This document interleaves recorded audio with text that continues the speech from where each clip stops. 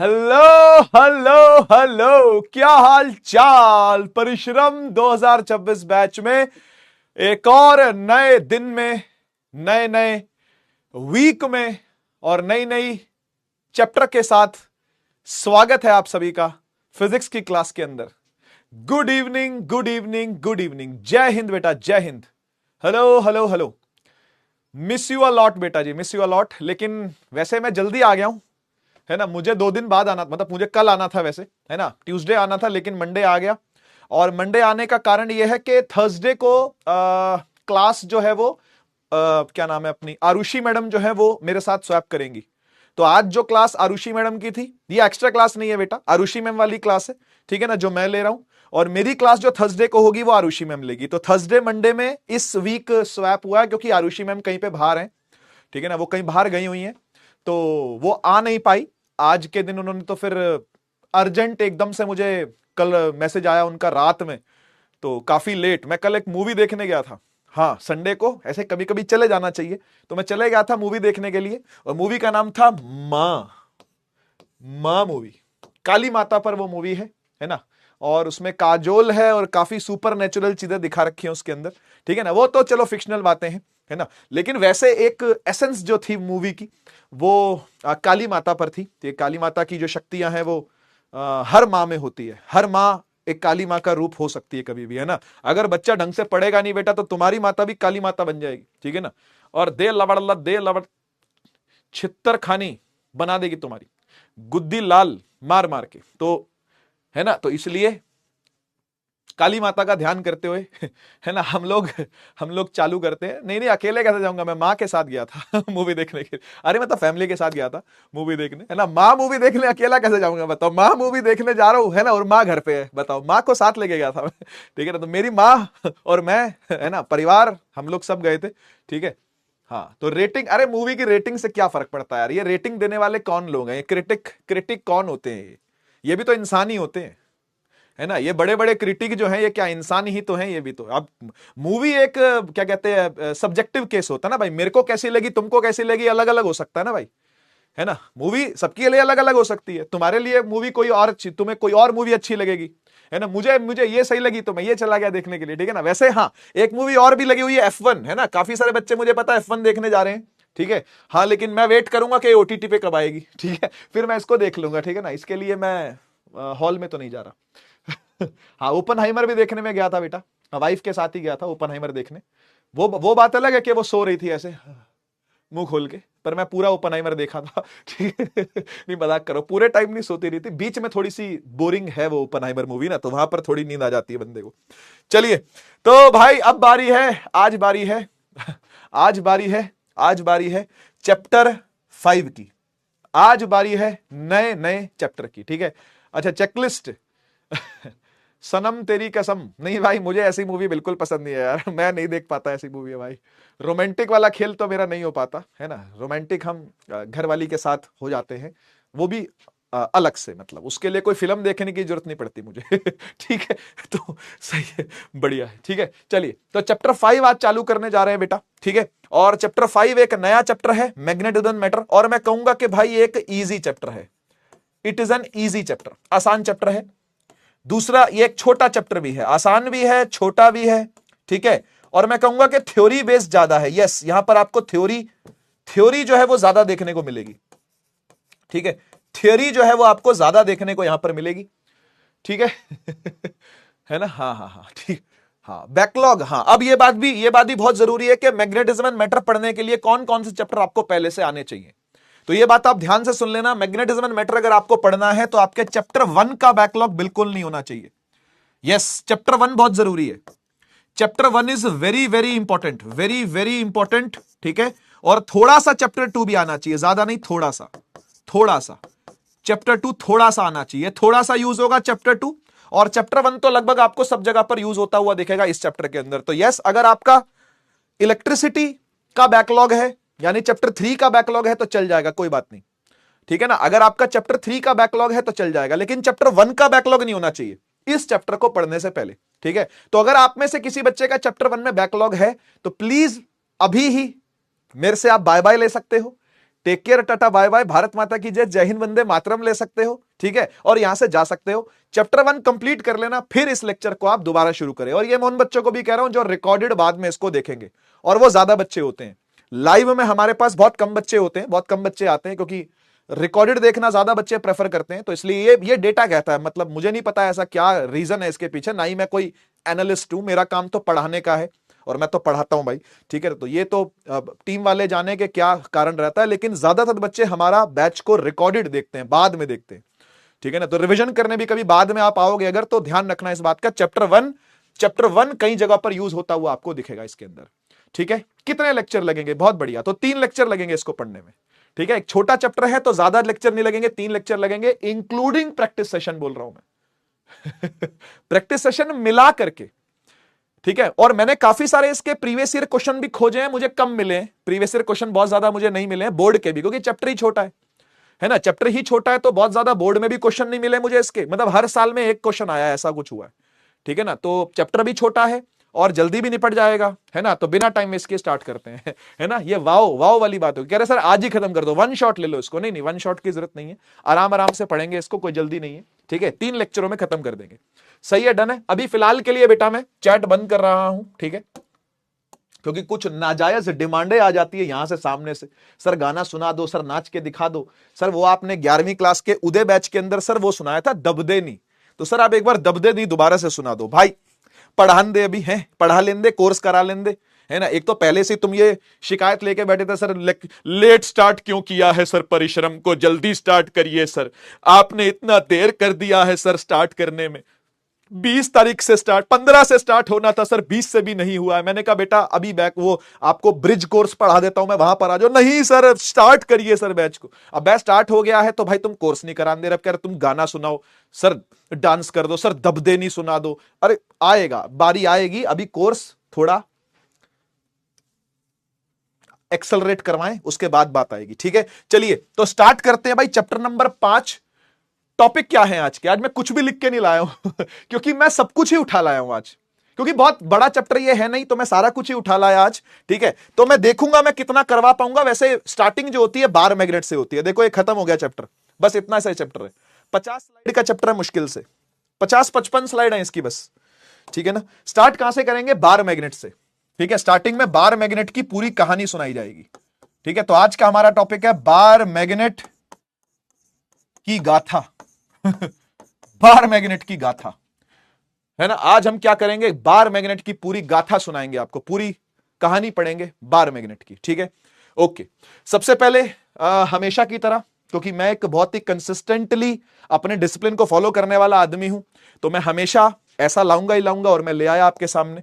एक बार मैं नहीं लाया था तो आपको याद है, मैंने खुद डाउनलोड करके उसका स्क्रीनशॉट लगा के लाइव क्लास में किया था ये काम। तो कंसिस्टेंसी इसी को बोलते हैं कि भाई जो जैसा डे 1 से चलता आ रहा है वैसा ही 365वें दिन पर भी चलेगा, ये मैं अपने अंदर कायम रखता हूं, ये मेरी स्ट्रेंथ मानता हूं मैं इस चीज को, और मैं ये फॉलो कर पा रहा हूं क्योंकि परमात्मा स्ट्रेंथ मुझे दे रहा है, इसीलिए, ठीक। कोई बड़ी चीज नहीं है ये करना, लेकिन एक डिसिप्लिन का पार्ट है ये। कोई लाना चिपका करके कोई बड़ी चीज तो नहीं होती, कोई भी ला सकता है, पर एक रेगुलरिटी मेंटेन करना उसी चीज के अंदर, ये मैं चाहता हूं कि आपके अंदर भी आए। कोई बड़ी चीज नहीं है एक लेक्चर को देखना, उस लेक्चर के नोट्स लिखना, लेकिन ये डेली करना बड़ी चीज है, ठीक है ना। ये डेली करना बड़ी चीज है। चलो, तो यूनिट 3 हम लोग स्टार्ट कर चुके थे बेटा, है ना। हमारी यूनिट का नाम कुछ भी था, चलो ठीक है, magnetic effects of current and magnetism, ये नाम था यूनिट का, ठीक है। इसमें से चैप्टर 4 हम लोगों ने कंप्लीट कर लिया है, मूविंग चार्जेस एंड मैग्नेटिज्म। यही एक सबसे बड़ा चैप्टर था इन चारों चैप्टरों को मिलाकर के। 4 चैप्टर मिला के 17 नंबर के हैं, 4 चैप्टर मिला के आपके बोर्ड में 17 मार्क्स के हैं। उसमें सबसे बड़ा चैप्टर जो है यही था, 7-8 नंबर के आसपास का था। ये बाकी सब छोटे हैं, बाकी सब छोटे छोटे चैप्टर हैं, ठीक है ना। बाकी आपको बड़े चैप्टर अब नहीं मिलने वाले, अब सीधा रे ऑप्टिक्स ही आएगा, जो एक हाथी जैसा आपको लगेगा, उसके अलावा सारे छोटे ही मिलेंगे, बाकी सब हाथी की पूंछ के बराबर है, ठीक है। तो आज हम स्टार्ट करने वाले chapter number 5, magnetism and matter. लगभग 3 मार्क्स का ये चैप्टर है, ऑलमोस्ट देखा जाए तो 3 नंबर के आसपास का चैप्टर है। एक क्वेश्चन आपको देखने को मिलता है, कभी कभी आपको 2+1 देखने को, यानी 2 सवाल देखने को भी मिल सकते हैं, एक 1 मार्कर और एक 2 मार्कर, ऐसे भी देखने को मिलते हैं। 5 मार्कर सवाल मुझे इसमें नहीं मिले आज तक, तो मैं उतने सवाल आपको नहीं ला पाऊंगा। हां, नीट में पता नहीं क्यों ऐसा देखने में आया, और ये बड़ी हैरान करने वाली बात है, नीट के अंदर 3 सवाल आ गए थे 2024 के नीट में। 2024 के नीट में 3 सवाल इस चैप्टर में से आ गए थे, पता नहीं कैसे। तो उनका कोई भरोसा नहीं है भाई, नीट जेई वालों का कोई भरोसा नहीं है। किसी चैप्टर को कभी बहुत ज्यादा प्रेफरेंस दे देते हैं, कभी कुछ करते हैं। ठीक है, खैर हमें तो पूरा ही पढ़ना है, हमें तो जितना बोला उतना पढ़ना पड़ेगा। फिर हम यूनिट 4 पर आएंगे, ईएमआई और एसी नाम है इसका। इसमें ईएमआई एक चैप्टर है, एसी एक चैप्टर है। चलिए आगे बढ़ते हैं, है ना।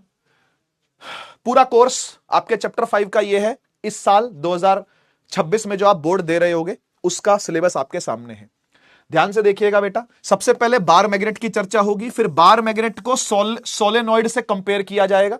केवल और केवल क्वालिटेटिव ट्रीटमेंट है, मतलब इसका मतलब होता है नो डेरिवेशन। इस चैप्टर में बहुत अच्छी खास बात है कि डेरिवेशन है बहुत कम है, बहुत ही कम, ना बराबर डेरिवेशन है, पर फॉर्मूले हैं और क्वालिटेटिव तरीके से उनको ट्रीट किया गया, मतलब चैप्टर 1 से लिंक करके फॉर्मूले निकाले गए। तो आप जब इस चैप्टर की मान लो एनसीईआरटी रीडिंग करते हो ना, तो आपको वहां पर देखने को मिलेगा चैप्टर 1 में आपने ये किया था, एनालॉजिकली चैप्टर 5 में आप ये चीज ऐसे लिख सकते हो, डिराइव कर सकते हो, ठीक है ना। तो इसके लिए चैप्टर 1 पढ़ना जरूरी है, इसलिए मैं बोल रहा हूं चैप्टर 1 नहीं पढ़ा है तो कंटिन्यू मत करना लेक्चर को, ठीक है, कंटिन्यू ना करें। Magnetic field intensity due to a magnetic dipole, again bar magnet along its axis और इक्वेटोरियल पॉइंट पर बात हो रही है ये, ठीक है ना। अगेन क्वालिटेटिव ट्रीटमेंट ही है, यानी कोई फॉर्मूले की डेरिवेशन आपको नहीं करनी है।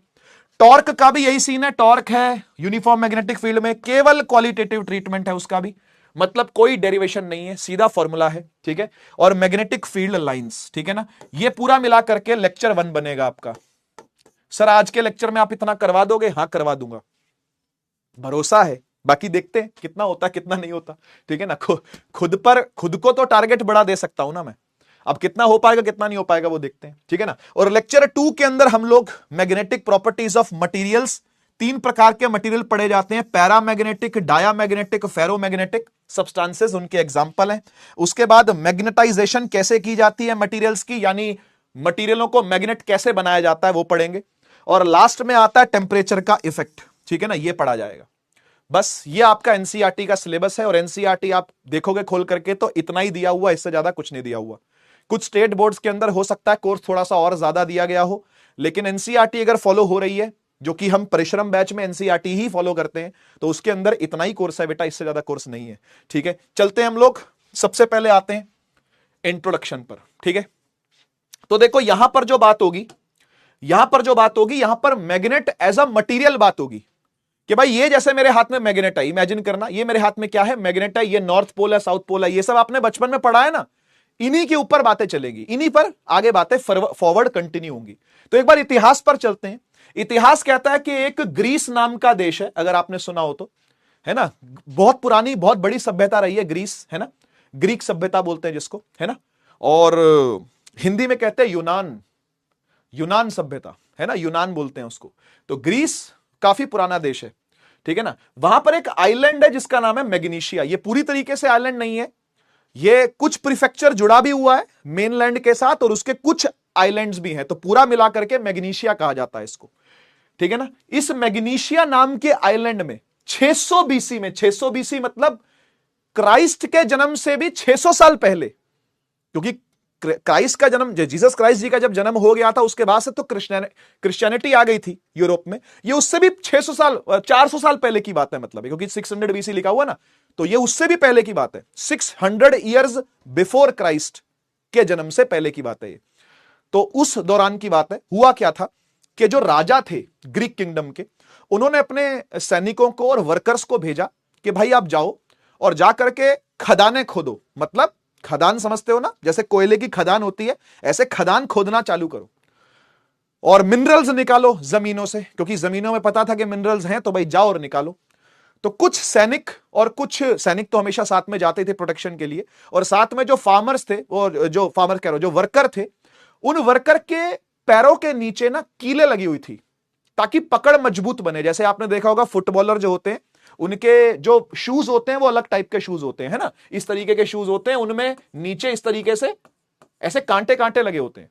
तो इसी प्रकार के जूते उनको दिए गए, इसी प्रकार की चप्पलें उनको दी गई कि भाई आप जाओ और जाकर के खुदाई चालू करो। तो जब उन्होंने खुदाई करनी चालू करी और गहरा खोदा और गहरा खोदा और गहरा खोदा, तो उनको देखने में आया कि भाई हम जहां पैर लगा रहे हैं ना, हमसे पैर उठाया नहीं जा रहा, अंगद का पैर बन गया है जी, है ना। जैसे अंगद जी गए थे रावण के महल में, तो पैर ऐसे जमा दिया था सामने, बोला रावण तेरे में दम है तो ये पैर उठा के दिखा।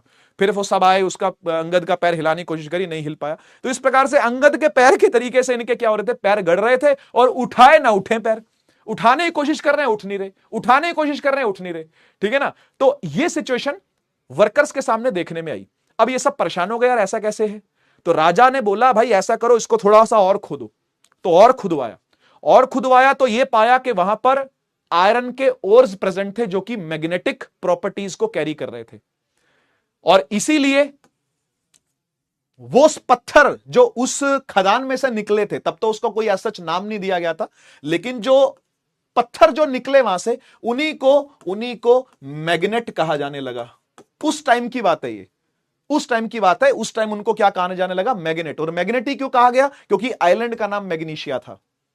तो मैग्नीशिया के नाम पे ही मैग्नेट बना है, मैग्नीशिया के नाम पे ही मैग्नेटिज्म बना है, मैग्नीशिया के नाम पे ही मैग्नीशियम बना है, मैग्नीशिया के नाम पे ही मैंगनीज बना है। सुना है ना, मैग्नीशियम एक मेटल है, मैंगनीज भी एक मेटल है, ये सब मैग्नीशिया के नाम पे ही बने हैं, ठीक है ना। तो इस प्रकार के ओर्स रिच आइलैंड था, ये ओर्स रिच जगह थी जिसका नाम था मैग्नीशिया, ठीक है जी। तो इसके मैग्नेटिक ओर्स जो थे वो डिपॉजिट थे, और वहां पर 620 की बीसी के अंदर ये पाए गए। तो ये थी पुरानी बात, ठीक है ना। इन पत्थरों को ना लोड स्टोन कहा जाने लगा। ये जो स्टोन मिला ना मैग्नेट नाम का, उस टाइम पर इसको मैग्नेट बोल दिया गया, लेकिन इसको जाना जाता था लोड स्टोन के नाम पे। देखो यहां लिखा हुआ है अ नेम लोड स्टोन, या फिर ये स्पेलिंग भी आपको देखने को मिलेगी, है ना। और leading stone was given for a property of direction, क्योंकि ना ये जो पत्थर निकल करके आए, ये सेलर्स के बहुत काम आते थे। पॉपाई the sailor man, Sinbad the seller, seller तो आपने सुना ही है ना। और वो वाला जो सेलर था वो क्या नाम था उसका, अरे वो क्या नाम था उसका, वो पायरेट्स ऑफ द कैरिबियन वाले भाई साहब जो थे, नाम ही भूल गया, मेरे दिमाग से निकल गया। कोई नहीं, इतनी मूवी इतनी देखी है मैंने यार, लेकिन दिमाग से नाम निकल गया उसका बंदे का, ठीक है ना। तो ये जो पायरेट्स होते हैं, इनको ये लीडिंग स्टोन डायरेक्शन ढूंढने में बहुत काम आने लगे, क्योंकि आपको पता है कि जब भी आप एक मैग्नेट को धागे से लटकाते हो तो वो अपने आप धरती के हिसाब से, नॉर्थ साउथ के हिसाब से अलाइन हो जाता है, क्योंकि धरती के अंदर भी मैग्नेटिज्म है, अर्थ के कोर में मैग्नेटिज्म है। उस मैग्नेटिज्म के चलते जितने भी मैग्नेट होते हैं, अगर आप उनको धागे से लटकाओगे, वो पर्टिकुलर एक ही डायरेक्शन में आकर के दोबारा से अलाइन हो जाएंगे, नॉर्थ साउथ की तरफ क्या होते हैं, वो अलाइन हो जाते हैं। तो ऐसा ये लीडिंग स्टोन उनको लीड करने में, शिप्स को नेविगेट करवाने में हेल्प करता था। यहां लिखा भी हुआ है देखो, used for navigation on ships, है ना। देखो लिखा हुआ है यहां पर, ये प्रॉपर्टी की शक्ल देखो एक बार। A magnet freely suspended points towards north south direction. अगर एक मैग्नेट को धागे से लटका दोगे आप, एक बार मैग्नेट मान लो आपके घर में है, एक धागा बांधो और लटका दो और हिला के छोड़ दो, हल्का सा हिलाना, बिल्कुल हल्का सा हिलाना, छोड़ देना, वो यूं यूं यूं यूं झूमता झूमता झूमता झूमता वापस उसी जगह पे आ जाएगा।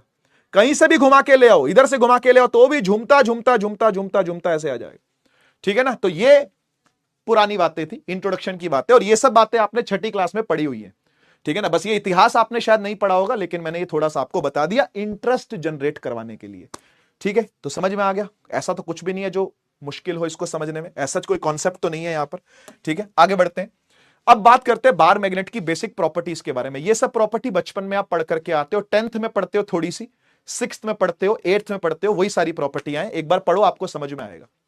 बार मैग्नेट की बेसिक प्रॉपर्टीज की बात हो रही है। देखो भाई, एक होती है इसकी अट्रैक्टिव प्रॉपर्टी। आप सही बच्चे जानते हैं कि बार मैग्नेट अट्रैक्ट करता है किसको, भाई दूसरे बार मैग्नेट को भी करता है, और मटेरियल्स को भी करता है, लोहे को करेगा, कोबाल्ट को करेगा, निकल को करेगा। तो ये प्रॉपर्टीज जो हैं वो बार मैग्नेट में है पहले से, ठीक है। कह रहा दूसरी प्रॉपर्टी डायरेक्टिव है। डायरेक्टिव मतलब डायरेक्शन देने वाली प्रॉपर्टी, वो भी मैंने आपको बता दिया, धागे से बांध के छोड़ दोगे तो एक ही डायरेक्शन के अंदर अलाइन होगा, लोड स्टोन, लीडिंग स्टोन, इसलिए उसका नाम उस समय पर रखा गया था, है ना। जो पत्थर वहां से निकले थे, मैग्नेटिक प्रॉपर्टियां उनके अंदर थी, तो उनको लटका के देखा तो शिप्स वगैरह नेविगेट कर पाते थे जो पायरेट्स थे उस टाइम के, है ना। आगे लिखा हुआ अट्रैक्टिव है, डायरेक्टिव प्रॉपर्टी है। क्या लिखा है देखो, attracts small pieces of iron, cobalt वगैरह वगैरह, this property is called magnetism. इसी प्रॉपर्टी को क्या कहते हैं, मैग्नेटिज्म कहते हैं। बहुत आसान आसान बातें चल रही हैं, 12वीं क्लास का बच्चा पढ़ रहा है, ये बचपन की बातें, तो नॉस्टैल्जिया फील हो रहा होगा, नॉस्टैल्जिया, है ना। करो नॉस्टैल्जिया फील करो बढ़िया से। हम आगे बढ़ते हैं, ठीक है। पहला पहली प्रॉपर्टी देखो क्या, attractive property, ends are called poles. बच्चे जानते हैं सभी इस बात को। जो भी मैग्नेट होता है उसके कोनों को पोल्स कहा जाता है। जैसे इसको नॉर्थ पोल कहा जाता है, इसको क्या कहा जाता है, साउथ पोल कहा जाता है। ये कैसे भी हो सकते हैं, एक को नॉर्थ दूसरे को आप साउथ बोल दोगे, ठीक है ना। तो एक नॉर्थ है एक साउथ है, यही लिखा हुआ है देखो। एंड्स को, कोनों को क्या कहा जाएगा, पोल्स कहा जाएगा, है ना। और पोल्स की अपनी एक मैग्नेटिक पोल स्ट्रेंथ होती है। अब ये थोड़ी सी टेक्निकल बात आई है, इसको नोट करना। एक थोड़ी सी टेक्निकल बात आई है, इसको नोट करना। क्या लिखा हुआ है, मैग्नेटिक पोल स्ट्रेंथ। हर बार मैग्नेट की अपनी एक पोल स्ट्रेंथ होती है। पोल स्ट्रेंथ का मतलब होता है ताकत कितनी ज्यादा है पोल में, पोल कितना तगड़ा है। अब देखो हर तरह के मैग्नेट हो सकते हैं। कोई मैग्नेट हो सकता है कि बहुत दूर से आयरन पीस को अट्रैक्ट कर ले, तो हम क्या बोलेंगे, पोल स्ट्रेंथ कैसी है, बहुत ज्यादा है। और कोई मैग्नेट हो सकता है ढिल्ला ढाला सा, छोटा सा मैग्नेट है भाई, ढिल्ला ढाला सा, है ना। और यहां बगल में भी अगर मैं लोहे की पिन रखूं तो भी उसको अट्रैक्ट ना कर पाए, है ना। तो जनरली जो खिलौने वाले मैग्नेट्स होते हैं ना, आपने तो देखो खिलौनों वाले मैग्नेट ही खेले हैं।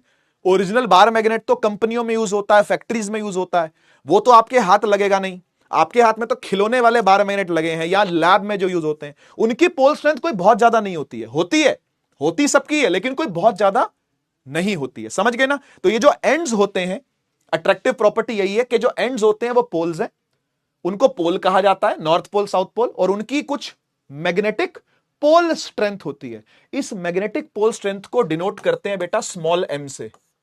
इसकी भी यूनिट होती है, क्या होती है बताऊंगा, अभी नेक्स्ट पेज पर बात करेंगे, अभी सिर्फ थ्योरी की बात कर रहे हैं, ठीक है ना। मैग्नेटिक पोल स्ट्रेंथ को एम से डिनोट किया जाता है, छोटे एम से, बड़ा एम नहीं। बड़ा एम तो होता है मैग्नेटिक डायपोल मोमेंट। याद करो पिछले चैप्टर की बातें हैं। कैपिटल एम होता है बेटा मैग्नेटिक डायपोल मोमेंट, ये तो होता है डायपोल मोमेंट, ये चीज अलग है। ये तो वेक्टर क्वांटिटी है डायपोल मोमेंट। ये स्मॉल एम होता है मैग्नेटिक पोल स्ट्रेंथ, ठीक है ना। तो कंफ्यूज ना करना, कभी बड़ा एम भी देखने को मिलेगा, कभी छोटा एम भी, कभी एक ही फॉर्मूले में दोनों भी देखने को मिलेंगे, ठीक है। तो टेंशन तो ना लेना, सब समझ में आएगा, धीरे धीरे धीमे धीमे सब समझ में आएगा। सुनते जाओ। लिखा है कि भाई हमेशा डायपोल ही होता है, कभी भी मोनोपोल नहीं हो सकता। यह बात आप समझ करके चलिए। अगर आप मैग्नेट को बीच में से काटोगे ना, तो नए पोल्स पैदा हो जाएंगे, लेकिन कभी भी आप नॉर्थ पोल अकेला पकड़ लो, नहीं हो सकता। साउथ पोल अकेला पकड़ लो, नहीं हो सकता। This is not possible. अकेला चार्ज पकड़ सकते हो, अकेला पोल नहीं पकड़ सकते। यह बात नोट कर लेना भाई। डायपोल ही मिलेगा, दो पोल ही आपको मिलेंगे, और हमेशा एक साथ ही मिलेंगे। ये दो पोल नॉर्थ और साउथ हमेशा आएंगे, और दोनों ही आएंगे। कभी ऐसा नहीं हो सकता कि नॉर्थ आपने अकेला पकड़ लिया। पर चार्जेस में ऐसा होता है, पॉजिटिव चार्ज आप अकेला पकड़ लो, नेगेटिव चार्ज आप अकेला पकड़ लो, वो पॉसिबल है। पोल में ये पॉसिबल नहीं है, मैग्नेट में ये पॉसिबल नहीं है। मोनोपोल नहीं हो सकता। मोनो मतलब क्या होता है, वन। डाई मतलब क्या होता है, दो। तो दो पोल ही रहेंगे, कभी भी सिंगल पोल नहीं मिलेगा। एक और प्रॉपर्टी है जो कि आपने कभी बचपन में पढ़ी थी। नंबर 3, बहुत आसान। लाइक पोल्स रिपेल करते हैं, अनलाइक पोल्स अट्रैक्ट। ये पता आप सभी को। नॉर्थ नॉर्थ क्या करेंगे, रिपेल करेंगे। साउथ साउथ क्या करेंगे, रिपेल। नॉर्थ साउथ क्या करेंगे, अट्रैक्ट। तो वही वाली कहानी है। इसको तो क्या समझाऊं मैं, समझ ही गए आप। चौथी पे आते हैं। फिर वही है, align towards north south of earth. Earth के नॉर्थ साउथ की तरफ वो क्या हो जाते हैं, अलाइन हो जाते हैं, due to earth's own magnetic field. Earth की खुद की मैग्नेटिक फील्ड के चलते, अर्थ की खुद की मैग्नेटिक फील्ड के कारण से ये बार मैग्नेट्स क्या करते हैं, उसके हिसाब से अलाइन हो जाते हैं। नॉर्थ साउथ को अट्रैक्ट करने लगता है, साउथ नॉर्थ को, और उसके हिसाब से अलाइन हो जाते हैं। ये है नंबर 4, यानी डायरेक्टिव प्रॉपर्टी है ये, है ना। ये क्या है, डायरेक्टिव प्रॉपर्टी है।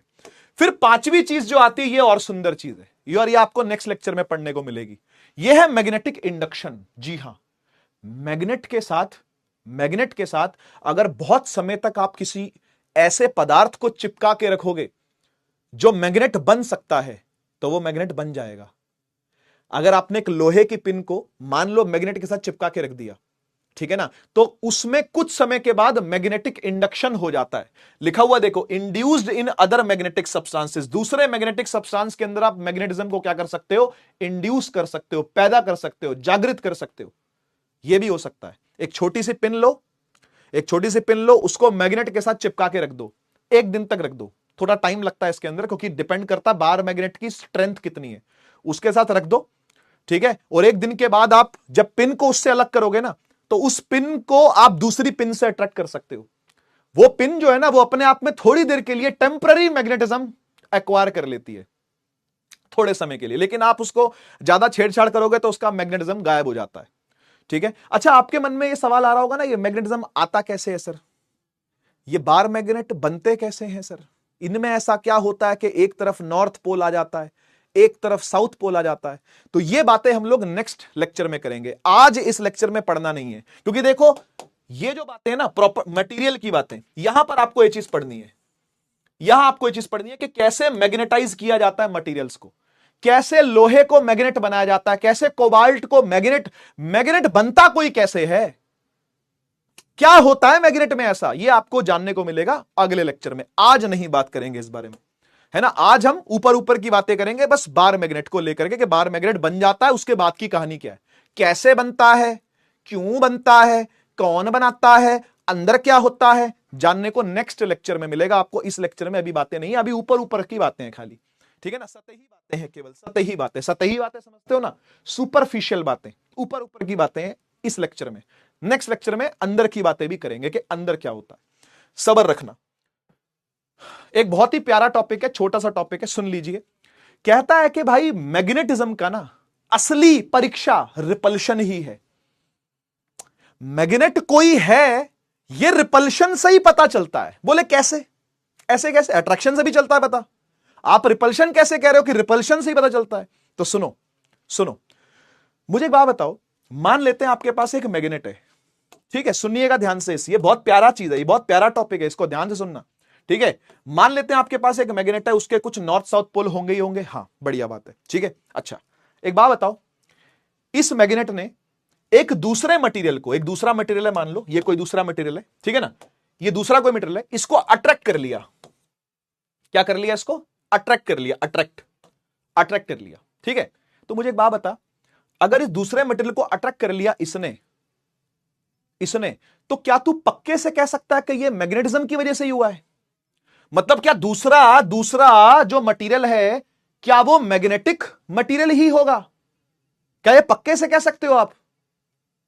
मेरी बात समझ में आई, मेरा सवाल समझ में आया। ये जो दूसरा मटेरियल है क्या ये पक्के से कोई मैग्नेट ही होगा क्या, नहीं, कोई जरूरी नहीं है, क्योंकि ये दूसरा मटेरियल अगर अट्रैक्ट हुआ है, समझिएगा, अगर दूसरा मटेरियल अट्रैक्ट हुआ है तो ये हो सकता है कि मैग्नेट हो, है ना, ऐसा हो सकता है कि मैग्नेट का यहां पे साउथ पोल हो, दूसरी जगह पर कहीं नॉर्थ पोल हो और ये अट्रैक्ट करके चला गया हो, या फिर हो सकता है ये मैग्नेट ना भी हो, तो फिर ये कौन है, तो फिर ये लोहा हो सकता है, तो फिर ये कोबाल्ट हो सकता है, तो फिर ये निकल, यानी नॉन मैग्नेट भी हो सकता है। ये बात समझ रहे हो, एक मैग्नेट दूसरे मैग्नेट को भी अट्रैक्ट करता है और नॉन मैग्नेट्स को भी अट्रैक्ट करता है, लोहे को करता है ना, कोबाल्ट को करता है, निकल को करता है, समझ रहा है बात को। तो भाई यही लिखा हुआ है, देख कह रहा है magnet can attract other materials and magnets too, magnet को भी करते हैं और दूसरे मेटल को भी करते हैं। तो ये तो श्योरिटी मिल ही नहीं सकती, ये श्योरिटी तो मिल ही नहीं सकती कि दूसरा मटेरियल मैग्नेट था।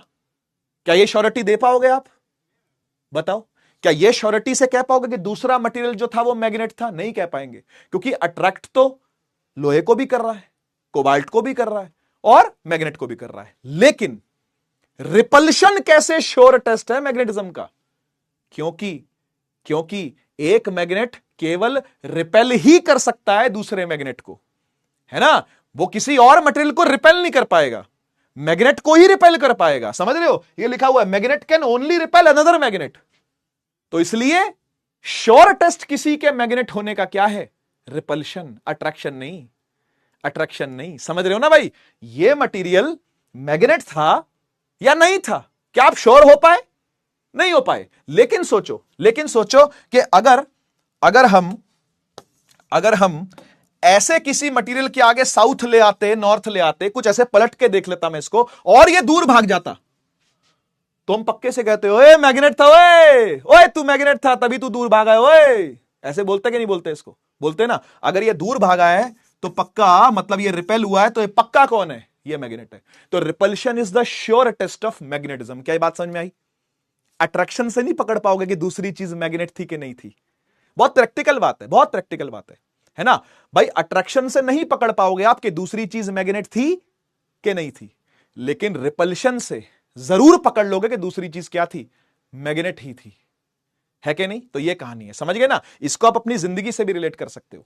मान लेते हैं आपकी जिंदगी में सुख आया, पैसा आया, तरक्की आई, अच्छी जॉब लगी, अच्छा पैसा आना चालू हुआ, आपने घर खरीदा, बढ़िया गाड़ी ले ली, मान लेते हैं, ठीक है ना? आप बढ़िया टू व्हीलर आपने कोई ले लिया, स्कूटी ले ली, या मान लेते हैं बाइक ले लिया आपने, है ना? चश्मा वश्मा लगा लिया, बढ़िया आईफोन भी ले लिया, सारे बढ़िया सूट बूट बढ़िया पहन लिया, ठीक है ना? तो आपकी तरफ लोग अट्रैक्ट होते हैं, और आपकी तरफ हर तरीके के लोग अट्रैक्ट होंगे। वो जो आपसे सच्चा प्रेम करते हैं वो भी, और जो आपसे प्रेम नहीं करते हैं, केवल और केवल कौन से वाले हैं?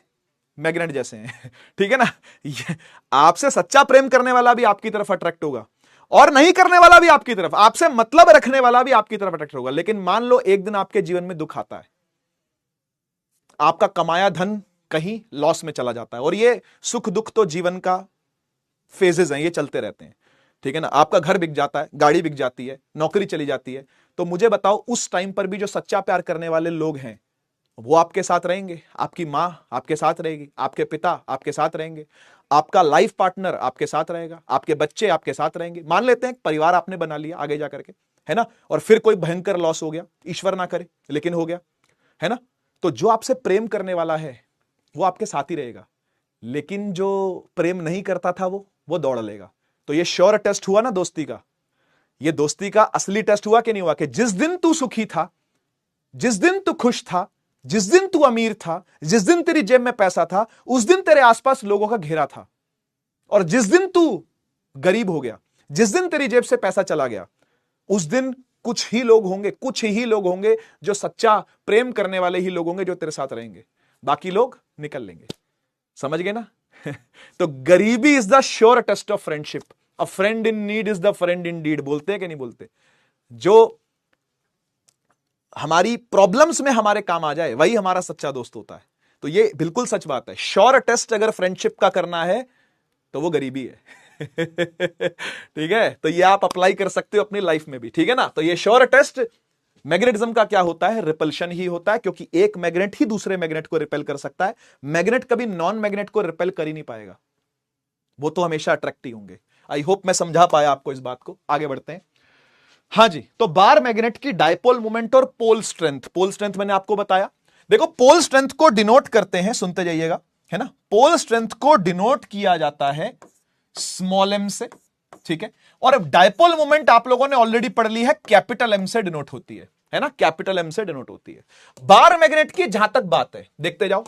बार मैग्नेट की जहां तक बात है, तो आप जानते हो बार मैग्नेट का एक नॉर्थ पोल होता है, दूसरा साउथ पोल होता है, ठीक है ना? आप इसको इस टर्म्स में भी लिख सकते हो, ऐसी टर्म्स में। कैसी टर्म्स में सर? आप इसको ऐसा भी लिख सकते हो बेटा, आगे से ना नॉर्थ पोल को हम प्लस एम भी लिखेंगे और साउथ पोल को हम माइनस एम भी लिखेंगे। सर ऐसा क्यों लिख रहे हैं प्लस एम माइनस एम? कुछ नहीं है, कुछ नहीं है। प्लस एम का मतलब नॉर्थ पोल ही है, माइनस एम का मतलब साउथ पोल ही है। लेकिन सर ये स्मॉल एम क्यों लगाया? पोल स्ट्रेंथ दिखाने के लिए, पोल की ताकत पता चले, पोल की ताकत पता चले। और पोल की ताकत कैसे पता चलेगी? वो पता चलेगी जब आप यादों की बारात देखोगे। इधर आ जाओ जरा, यादों की बारात चैप्टर 1, क्योंकि मैंने आपसे कहा था चैप्टर 1 पढ़ना पड़ेगा आपको चैप्टर 5 पढ़ने के लिए। चैप्टर 1 कहता है, सुनिएगा, कि अगर आपके पास एक पॉजिटिव चार्ज है और एक नेगेटिव चार्ज है ना, और उनके बीच में शॉर्ट डिस्टेंस है, ये हम शॉर्ट डिस्टेंस को डी ले लेते हैं, है ना? और चार्ज क्या है? ये मान लो प्लस क्यू है, ये मान लो क्या है जी? माइनस क्यू है, ठीक है ना? उनके बीच में शॉर्ट डिस्टेंस है, तो इनके बीच में एक डायपोल मोमेंट आती है, उसको बोलते हैं इलेक्ट्रिक डायपोल मोमेंट। क्या बोलते हैं उसको? क्या बोलते हैं उसको? क्या बोलते हैं उसको? Electric dipole moment. और पी से डिनोट करता था मैं उसको, आप याद करो, पी से डिनोट करता था मैं, पी वेक्टर, है ना? क्या होता था ये डायपोल मोमेंट? क्या फॉर्मूला होता था डायपोल मोमेंट का? सर कुछ नहीं, चार्ज टाइम्स सेपरेशन कर दो, चार्ज टाइम्स सेपरेशन कर दो, यही था कि नहीं? चार्ज टाइम्स सेपरेशन कर दो। चार्ज कितना है? Q, सेपरेशन कितनी है? D, QD हो गया, खत्म, यही है ना? याद करो, इसको 2a लेते थे हम, 2a, Q2a, कई जगह पर लिखा है इसको, Q इंटू 2a, लिखा कि नहीं लिखा? सेम कहानी, बिल्कुल सेम कहानी। इमेजिन करना, इसकी लेंथ L है बेटा, ठीक है? एक बार मैग्नेट है जिसकी लेंथ क्या है? L है ना? और पोल स्ट्रेंथ क्या है? M है ना? M is pole strength. क्या बोलते हैं इसको? Pole strength. यूनिट सब बताऊंगा, इसकी सबर रखो। M क्या होता है? Pole strength. L क्या है? Length of the magnet. Length of the magnet. ठीक है, और कोई आपसे बोले भाई इसकी डायपोल मोमेंट निकाल, तो तू कुछ नहीं करेगा, तू बस माइनस से प्लस की तरफ बता देगा। ये है dipole moment of a bar magnet, capital M से डिनोट होती है। जो हमने जो डायपोल मोमेंट पिछले चैप्टर में पढ़ी थी ना, वो थी ये वाली, तुम याद करो, वो थी ये वाली कि जब करंट चलेगा, है ना, ऐसे करके करंट चल रहा तो अंदर की तरफ इसकी डायपोल मोमेंट आएगी एम वेक्टर, है ना, याद आया। और एम क्या था, एनआईए था कि नहीं था, था कि नहीं था, एम क्या था, एनआईए, वही वाला एम है ये, बस ये बार मैग्नेट के लिए है। ये किसके लिए था, करंट कैरिंग लूप। ये क्या है, करंट कैरिंग लूप। ये क्या है, बार मैग्नेट। ये क्या था, करंट कैरिंग लूप। ये क्या है, बार मैग्नेट। दोनों की ही डायपोल मोमेंट होती है, दोनों की ही डायपोल मोमेंट होती है। इसकी होती है एनआईए, और इसकी कैसे आएगी, ऐसे, जैसे इसकी आई थी। देख, इसको हटा देता हूं, अभी बाद में लाऊंगा इसको दोबारा से, अभी इसको हटा देता हूं। ठीक है, कहां गया, देख, एम वेक्टर, है ना। तो बेटा अगर आपको निकालनी है डायपोल मोमेंट, ठीक है, अगर आपको निकालनी है डायपोल मोमेंट, तो जैसे यहां पर चार्ज को सेपरेशन से मल्टीप्लाई करता था, यहां पर पोल स्ट्रेंथ को सेपरेशन से मल्टीप्लाई करेगा। बहुत सिंपल है, तू इतना समझ ले, जो उस चैप्टर में चार्ज था ना, वो इस चैप्टर में पोल स्ट्रेंथ है। वहां पे पॉजिटिव चार्ज था, यहां पे पॉजिटिव एम यानी नॉर्थ पोल है। वहां पे नेगेटिव चार्ज था, यहां पे नेगेटिव एम यानी साउथ पोल है। एक ही बात है, कोई फर्क नहीं है। बार मैग्नेट एक डायपोल ही है। Bar magnet is itself a dipole. क्या इसके पास दो पोल नहीं है क्या, क्या इसके पास नॉर्थ और साउथ दो पोल नहीं है क्या, है ना। ये अपने आप में एक डायपोल है भाई, और ये मोनोपोल भी नहीं हो सकता, ये हमेशा डायपोल ही रहेगा। जैसे ये प्लस और माइनस डायपोल हुआ करते थे, ऐसे यहां पर नॉर्थ और साउथ क्या है, डायपोल है। समझ गए ना। तो जैसे electric dipole moment charge into separation था, magnetic dipole moment pole strength into separation है। वही फॉर्मूला है, बिल्कुल same to same. Pole strength into separation, dipole moment को डिनोट करते हैं यहां पर कैपिटल एम वेक्टर से, है ना। पोल स्ट्रेंथ क्या है बेटा, एम है, एम इनटू में सेपरेशन क्या है बेटा इसकी, एल। ये एल वेक्टर होता है बेटा, वेक्टर लेंथ ली जाती है इसके अंदर, ये जानने वाली बात है, बाकी डिटेल में बात करेंगे इस बारे में, ठीक है ना। So this is the formula, ठीक है, this is the formula, M into L, छोटा एम इंटू एल। बात समझ में आ गई, ठीक है। अच्छा, अब आपके मन में आएगा सर ये पोल स्ट्रेंथ का यूनिट बताइए, इसका यूनिट बताइए। तो देख देख, याद कर, यादों की बारात से लाता हूं। क्या एम एनआईए नहीं था क्या, क्या डायपोल मोमेंट एन इंटू आई इंटू ए नहीं थी क्या, थी ना, ठीक है। तो इससे इसकी यूनिट क्या बनी थी, याद है आपको, कैपिटल एम की यूनिट क्या बनी थी, याद है, याद है क्या। एन तो नंबर है, नंबर की कोई यूनिट होती, करंट की होती है एम्पियर, करंट की होती है एम्पियर, और एरिया की होती है मीटर स्क्वायर। तो एम्पियर मीटर स्क्वायर, यही था, यही था, बस वही यूज करेंगे यहां पे, वही यूज करेंगे। देख, SI unit of small M आएगा कैसे, बड़ा एम है छोटा एम इंटू एल, तो छोटा एम आएगा बड़ा एम बटे में एल, बड़ा एम बटे में एल। बड़ा एम क्या था, एम्पियर मीटर स्क्वायर, एम्पियर पूरा लिख दूं, चल पूरा लिख देता हूं, पूरा लिख देता हूं, एम्पियर मीटर का स्क्वायर डिवाइड बाय लेंथ क्या है, मीटर, लेंथ क्या है, मीटर, मीटर से 1 मीटर चला गया, एम्पियर मीटर आंसर है, एम्पियर मीटर। समझ गए, समझ गए, एम्पियर मीटर। स्मॉल एम की यूनिट क्या है, स्मॉल एम की यूनिट क्या है, एम्पियर मीटर। समझ गए। ऐसा यूनिट ऑफ एम कोई पूछे तो, ऐसा यूनिट ऑफ स्मॉल एम यानी पोल स्ट्रेंथ की, पोल स्ट्रेंथ की कोई ऐसा यूनिट पूछे तो क्या बोलोगे, एम्पियर मीटर, एम्पियर मीटर, ठीक है ना। एएम, एएम ऐसे करके लिख सकते हो आप इसको, एएम।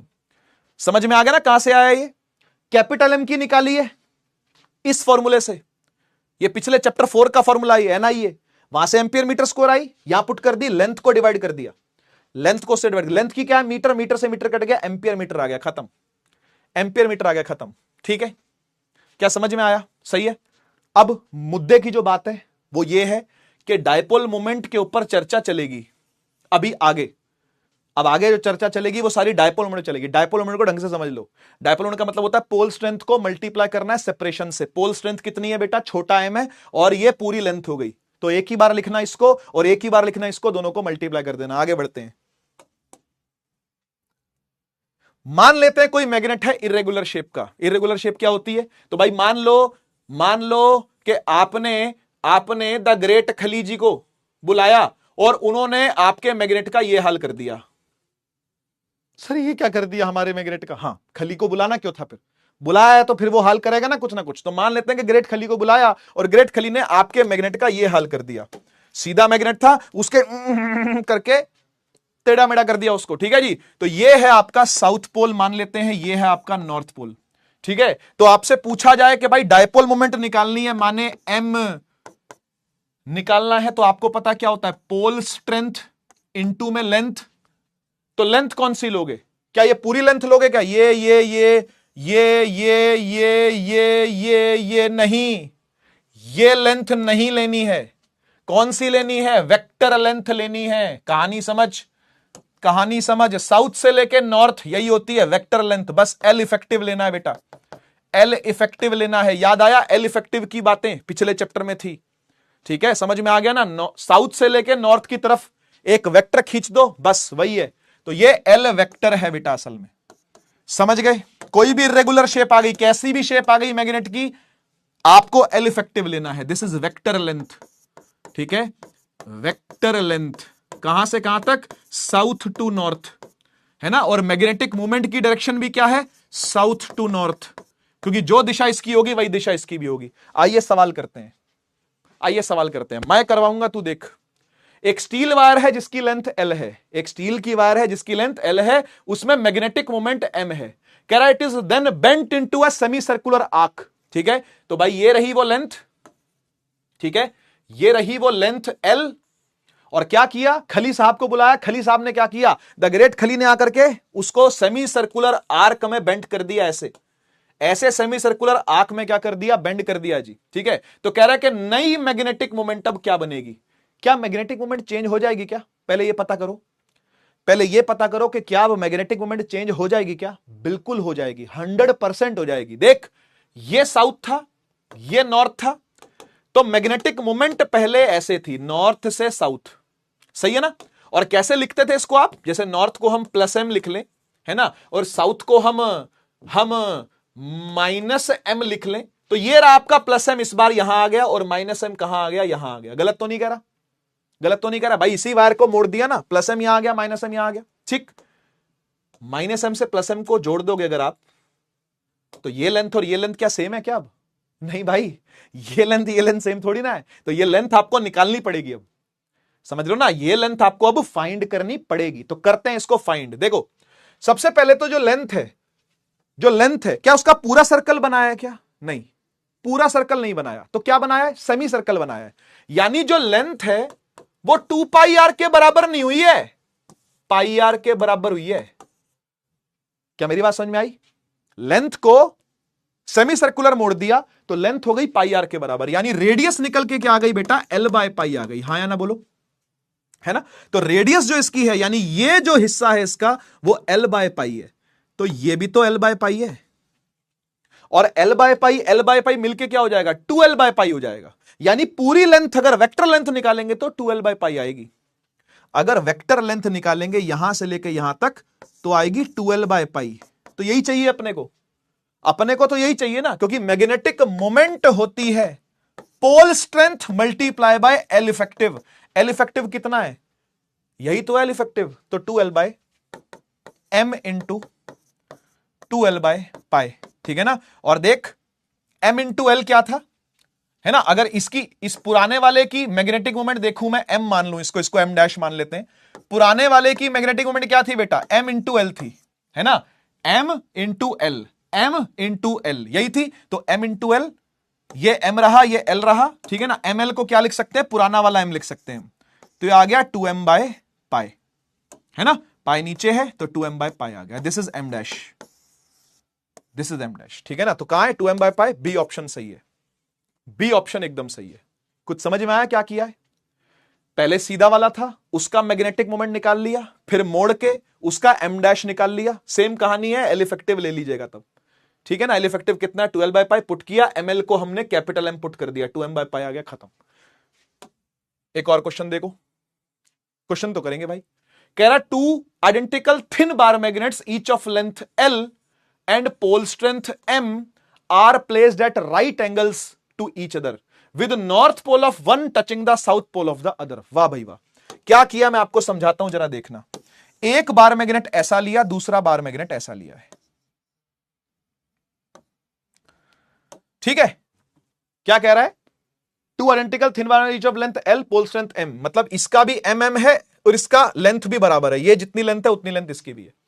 कह रहा है place at right angle to इधर with north pole of one touching the south pole of the other, मतलब इसका नॉर्थ पोल यानी इसका प्लस M इसके माइनस M को टच कर रहा है, और इसका प्लस M यहां होगा और इसका माइनस M यहां होगा। ये विजुअलाइजेशन समझ में आ गई, क्वेश्चन से डायग्राम समझ में आ गया, क्या है, बढ़िया। कह रहा है मैग्नेटिक मोमेंट बताइए इस पूरे सिस्टम की क्या होगी, पूरे सिस्टम की बतानी है। मुझे एक बात बता बेटा, क्या मैग्नेटिक मोमेंट माइनस से प्लस की तरफ नहीं होती क्या? होती है सर। और यहां भी कैसी होगी बेटा, माइनस से प्लस की तरफ होगी। हां सर बिल्कुल सही है। अच्छा, इस मैग्नेटिक मोमेंट को मान लो मैंने M ले लिया, इसको ही मैंने M ले लिया, क्या ये दोनों वेक्टर नहीं है?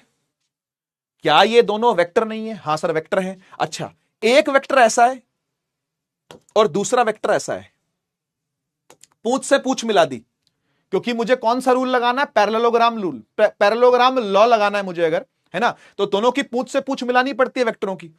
तो ये वाला M ये रहा और ये वाला M ये रहा, दोनों के बीच में एंगल क्या है भाई, 90। उससे निकल आएगा रिजल्टेंट, क्योंकि नेट निकालनी है ना भाई, तो उससे निकल आएगा क्या, रिजल्टेंट। और रिजल्टेंट कितना आएगा बेटा, रिजल्टेंट आएगा m√2।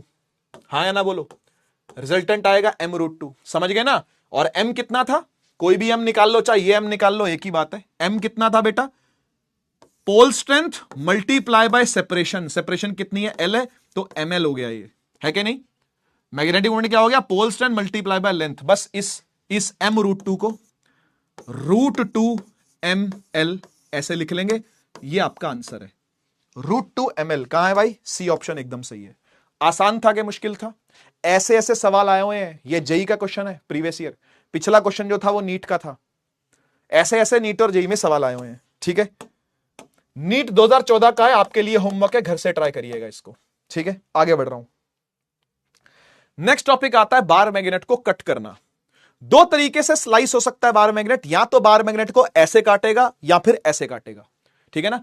इसे बोलते हैं कटिंग अलोंग द लेंथ काटना, यानी लेटरली काटना, इसको लेटरल कट भी बोलते हैं, ठीक है। लेटरली कट करना, लेटरली कट करना। और वो दूसरा वाला होता है परपेंडिकुलर कट करना, देखो वो बी पार्ट है, वो भी पार्ट है, कटिंग परपेंडिकुलर, ठीक है ना, यानी ट्रांसवर्स कट करना, इसको ट्रांसवर्स शब्द से भी बोला जाता है, ठीक है। तो सुनो, मजा आएगा, ये टॉपिक बड़ा मजेदार है। आइए समझाते हैं। मान लो बेटा आपके पास एक बार मैग्नेट है, सुनते जाइएगा, एक बार मैग्नेट है, ये प्लस M, ये माइनस M, और लेंथ है इसकी L। बढ़िया बढ़िया। आपने क्या किया, आपने इसको कट किया। कैसे कट किया सर जी, कैसे कट किया, ऐसे, यहां से ऐसे। आया मजा देख के? नहीं नहीं, ऐसी ऐसी कैंची नहीं चली होगी भाई, कैंची कैंची ऐसी मत समझना, ऐसे ऐसे कैंची चली है, ठीक है ना।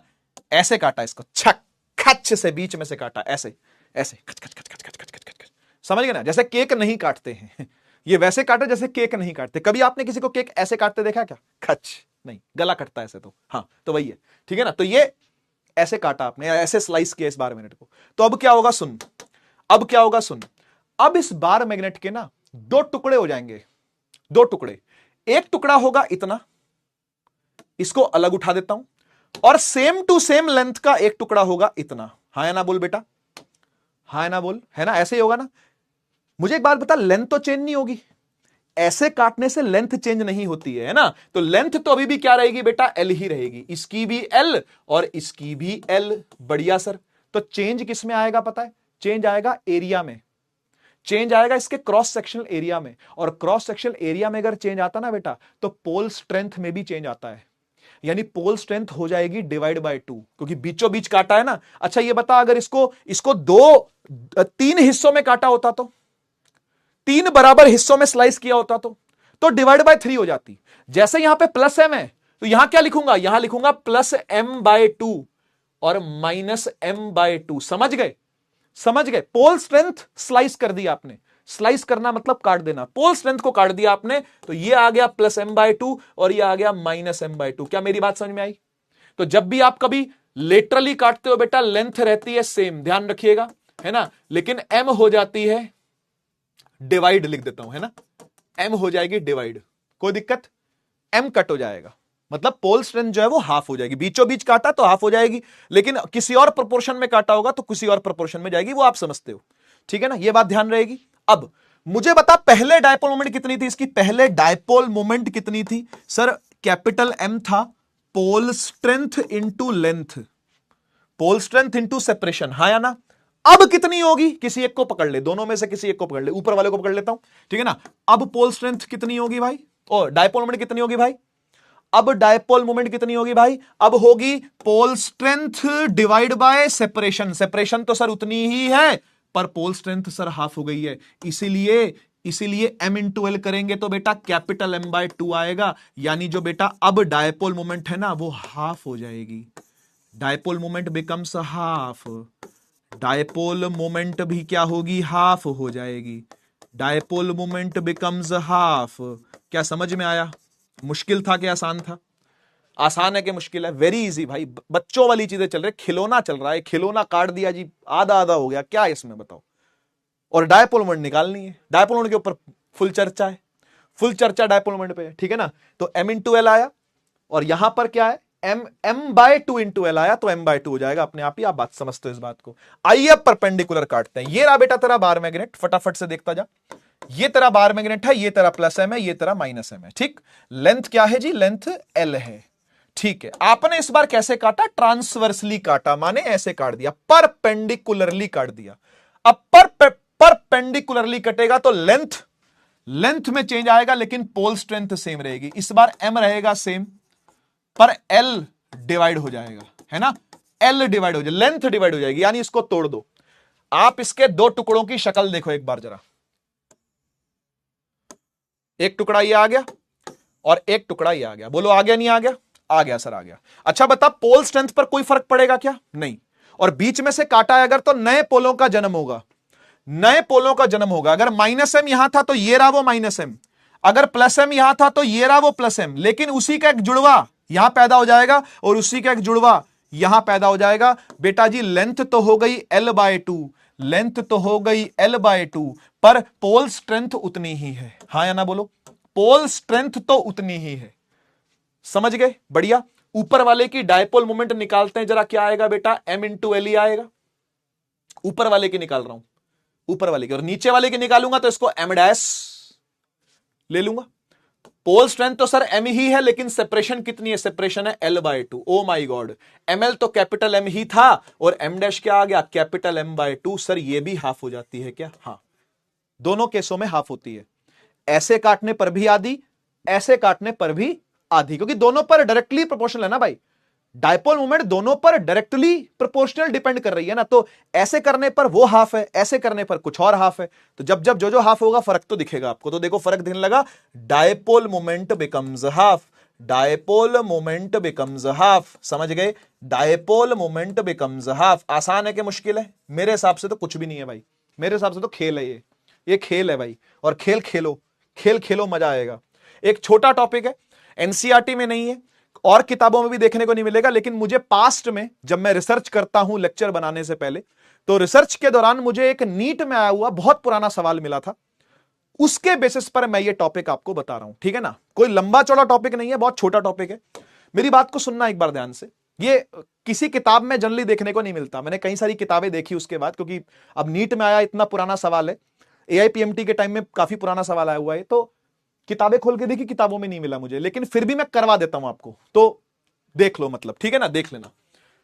सुनो, कभी भी हम जब बार मैग्नेट की शक्ल देखते हैं ना, तो पोल्स को कभी भी कोनों पर नहीं बनाते। कभी देखा आपने यहां पर नॉर्थ पोल बनाते हुए मुझे, कि मैं यहां नॉर्थ पोल बना रहा हूं या यहां साउथ पोल, एकदम कोने में चिपक के नहीं होता, यह थोड़ा सा अंदर बनता है, ये थोड़ा सा अंदर बनता है, कारण डेंसिटी है।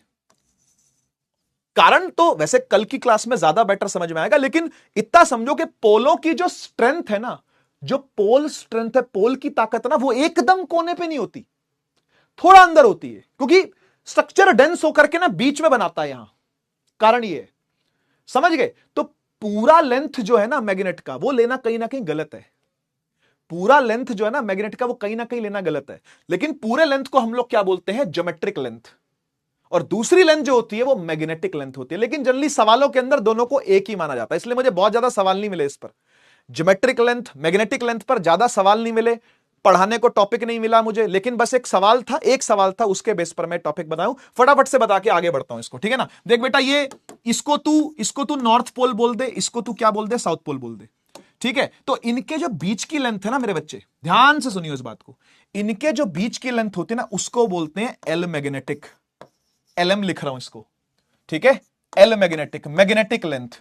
और इसको लिख रहा हूं एलजी, जियोमेट्रिक लेंथ। वो होती है पूरे मैग्नेट की लेंथ, यहां से लेके यहां तक की। क्या मेरी बात समझ में आ गई? क्या मेरी बात समझ में आ गई? ये है एल, ये है L geometric, LG, L geometric. तो दोनों में थोड़ा सा अंतर है, दोनों में थोड़ा सा डिफरेंस है। ये थोड़ी छोटी होती है, मैग्नेटिक लेंथ ज्योमेट्रिक लेंथ से थोड़ी सी छोटी है। तो पूछे कितना छोटी है भाई, कितना छोटी है? तो बोले ऐसे है, ऐसे है, एलएम बटा एलजी 5/6 है। बस ये दोनों के बीच में रिलेशन है, ये दोनों के बीच में रिलेशन है 5/6। एलएम 5 है तो एलजी 6 है, तो इनका ये रेशियो रहता है। अब उसके हिसाब से आप मल्टीप्लाई डिवाइड जैसा मर्जी करके आप इसको बना सकते हो। बस इसको अपने पास नोट्स में नोट कर लेना, पता नहीं काम आए, पता नहीं ना काम आए, बोर्ड वाले क्या करे क्या ना करे, सीयूईटी दो, नीट दो, जेई दो, एनडीए दो, नहीं पता, कर लियो बस इसको नोट, ठीक है ना? छोटा सा टॉपिक है, ज्यादा इसमें कुछ नहीं है बताने को। आइए, force between two magnetic poles, यादों की बारात साथ साथ चलेगी। अब चैप्टर 1 की यादें साथ साथ चलेंगी। चैप्टर 1 जो पढ़ करके आए 100% बातों को समझ पाएंगे। चैप्टर 1 जिन्होंने नहीं पढ़ा है नहीं समझ पाएंगे। आपने चैप्टर 1 के अंदर पढ़ा था यादों की बारात। चैप्टर 1 में पढ़ा था कि दो चार्जेस होते हैं, एक प्लस चार्ज और एक माइनस चार्ज। दोनों के बीच में दूरी अगर आर है तो उनके बीच में फोर्स लगती है के Q1 Q2, है ना? के Q1 Q2 by R square. आ रहा याद? आ रहा याद? क्या बोलते हैं इस फोर्स को? कूलम्स फोर्स, है ना? क्या बोलते हैं इस फोर्स को? Coulomb's force. यहां पे के क्या होता था? के होता था 1/4 pi epsilon naught Q1 Q2 by R square. Basically कोई कांस्टेंट था ना, ये कोई कांस्टेंट था ना। आजा आजा सुन, आजा सुन, जस्ट इमेजिन, ये एक अलग बार मैग्नेट है, ये एक अलग बार मैग्नेट है। इस बार मैग्नेट का नॉर्थ प्लस M1 बन के इस बार मैग्नेट के नॉर्थ प्लस M2 बन के आमने सामने आया हुआ है। क्या ये दोनों रिपेल करेंगे? करेंगे। साउथ आता तो अट्रैक्ट होता, मतलब -M2 आता तो क्या होता? अट्रैक्ट होता। समझ रहा ना? तो दोनों की पोल स्ट्रेंथ अलग अलग है और दोनों के बीच की दूरी R है। तो तू सीधा सीधा qualitatively there is no derivation at all there is no derivation, लिख सकता है F is equal to μ0 upon 4 pi M1 M2 by R square. याद, डायरेक्ट याद, डायरेक्ट क्वालिटेटिव बात है, कोई क्वांटिटेटिव बात है ही नहीं। वही कहानी है, बिल्कुल सेम टू सेम। मैंने कहा ना, जो वहां पर चार्ज हुआ करते थे वो यहां पे पोल स्ट्रेंथ की ड्यूटी निभा रहे हैं। जो चार्जेस की ड्यूटी वहां निभाई गई थी वो पोल स्ट्रेंथ की ड्यूटी यहां पर निभाई जा रही है। तो दो बार मैग्नेट्स अगर एक दूसरे को रिपेल या अट्रैक्ट करेंगे, ये होगी फोर्स, है ना? बस समझ लो कि ये फर्क आ गया, कांस्टेंट में फर्क आ गया। 1/4 था, यहां पर μ0/4 पाई है, क्योंकि मैग्नेटिक परमेबिलिटी की यहां पर बातें होती हैं। फिर M1 M2 by R square है, ठीक है? बढ़िया। इसमें कुछ बताने की जरूरत तो नहीं है, फोर्स है।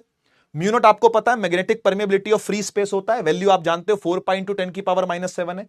M1 M2 इन दोनों की अलग अलग पोल स्ट्रेंथ्स हैं, R इनके बीच की दूरी है। बात खत्म, आगे बढ़ते हैं। Magnetic field due to a dipole.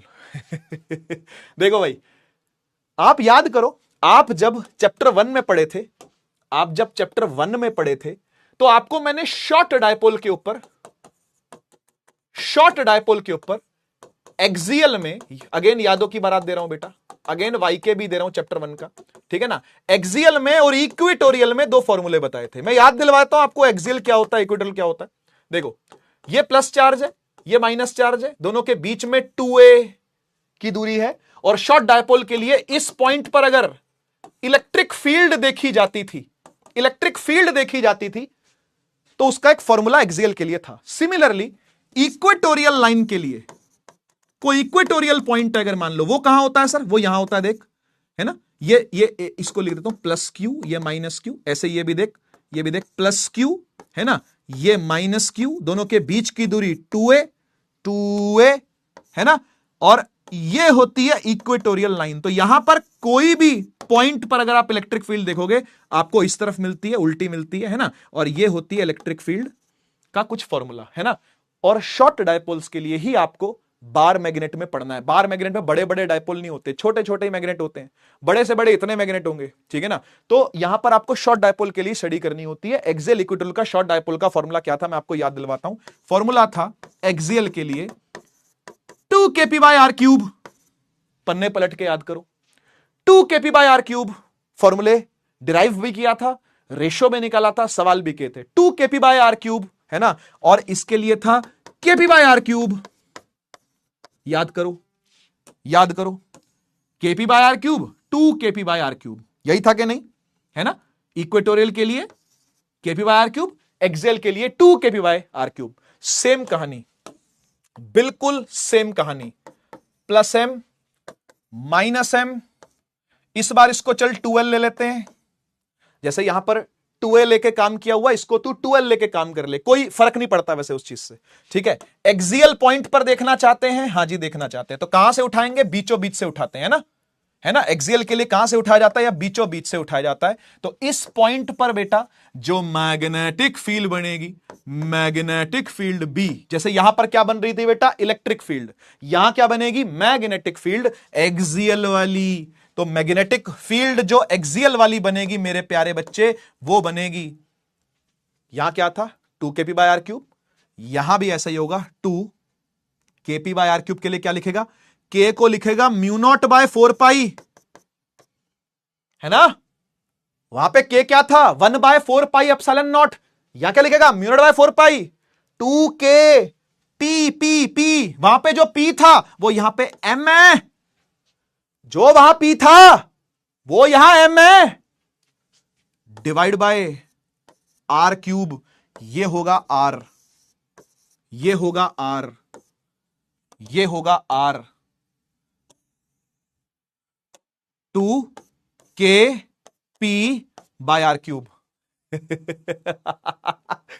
Chapter 1 नहीं पढ़ाना, रिवाइज नहीं कराना, कहने के बावजूद भी नहीं कराना, देख ले 2kp/r³, सेम है, बिल्कुल सेम है। और ये रही मैग्नेटिक फील्ड की डायरेक्शन। अगर वेक्टोरियली लिखना है तो इसको वेक्टर फॉर्म में लिखना है तो ये बिल्कुल सही है, ठीक है ना। एक्सियल पॉइंट के लिए हो गया। इक्वेटोरियल के लिए सेम वही kp/r³, ये रहा तेरा बार मैग्नेट, शक्ल देख ले, इसकी शक्ल देख ले, ये प्लस m, ये माइनस m, ठीक है। लेंथ को बेटा तूने 2l ले लिया है, वैसे कोई फर्क नहीं पड़ता, शॉर्ट डायपोल की बात हो रही है, शॉर्ट डायपोल में फर्क नहीं पड़ता है लेंथ कितनी ली गई है ना। और इक्वेटोरियल लाइन होगी तो यहां होगी बीचों बीच, है ना, बीचों बीच लाइन होगी। तो इस पॉइंट पर आप मैग्नेटिक फील्ड देखोगे, मैग्नेटिक फील्ड अगेन वैसी ही आएगी, बिल्कुल ऐसी ही आएगी जैसे आ रही थी बी इक्वेटोरियल। और बी इक्वेटोरियल जो होगा यहां से एक्स है, बीचों बीच से एक्स है, ये एक्स है, ठीक है ना। तो बी इक्वेटोरियल अगर तुम लिखोगे तो kp/r³ लिखना पड़ेगा।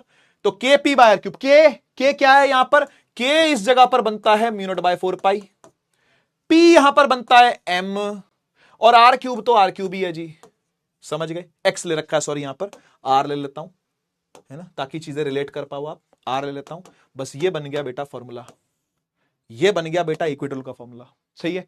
वेक्टोरियली लिखना हो तो सुन, वेक्टोरियली लिखना हो तो बी इक्वेटोरियल के ऊपर वेक्टर लगाया, μ0/4π लगाया, m के ऊपर वेक्टर लगाया, divide by r³ with the minus sign, होना भी चाहिए, बिल्कुल होना चाहिए। क्यों होना चाहिए सर? क्यों आपने माइनस साइन लगाया? अरे वही वाली कहानी याद करो यार, डायपोल मोमेंट इस तरफ है लेकिन मैग्नेटिक फील्ड इस तरफ है, दोनों उल्टे हैं। डायपोल मोमेंट इस तरफ है, मैग्नेटिक फील्ड इस तरफ है। डायपोल मोमेंट इस तरफ है, मैग्नेटिक फील्ड इस तरफ है, ठीक है ना। यहां पर ऐसा नहीं था, लेकिन डायपोल मोमेंट भी इसी तरफ थी और मैग्नेटिक फील्ड भी इसी तरफ थी, इसलिए कोई माइनस का साइन यहां पर नहीं आया। कोई माइका लाल यहां माइनस का साइन नहीं लगा सकता, क्योंकि जो दिशा है ना माइनस से प्लस की तरफ होता है मैग्नेटिक मोमेंट, तो जो दिशा इसकी है वही दिशा इसकी भी है, ठीक है। इसको मैं बने रहने देता हूं एम वेक्टर, इसको भी मैं बने रहने देता हूं एम वेक्टर। आगे बढ़ते हैं। क्वेश्चन, टू आइडेंटिकल बार मैग्नेट्स हैं, ये रहा देख, एक ये रहा नॉर्थ, ये रहा साउथ, मतलब ये सर प्लस एम है, हाँ, और ये माइनस एम है, हाँ, और ये यहां पर रहा प्लस एम और ये रहा यहां पर रहा माइनस एम। दो बार मैग्नेट है, एक 1 एक 2, ठीक है। कह रहा दोनों आइडेंटिकल है, ओ माय गॉड सेम है। आइडेंटिकल का मतलब दोनों जुड़वा हैं, जुड़वा बार मैग्नेट है जी। कह रहा दोनों की मैग्नेटिक मोमेंट कैपिटल एम है, are place the shown in the figure. Magnetic field at point P क्या होगा? इस पॉइंट पर आपको मैग्नेटिक फील्ड बतानी है। एक बार बताओ, एक बार बताओ, सिर्फ इस बार मैग्नेट की शक्ल देख, सिर्फ इस बार मैग्नेट की, क्या इसके लिए ये इक्वेटोरियल लाइन नहीं है क्या?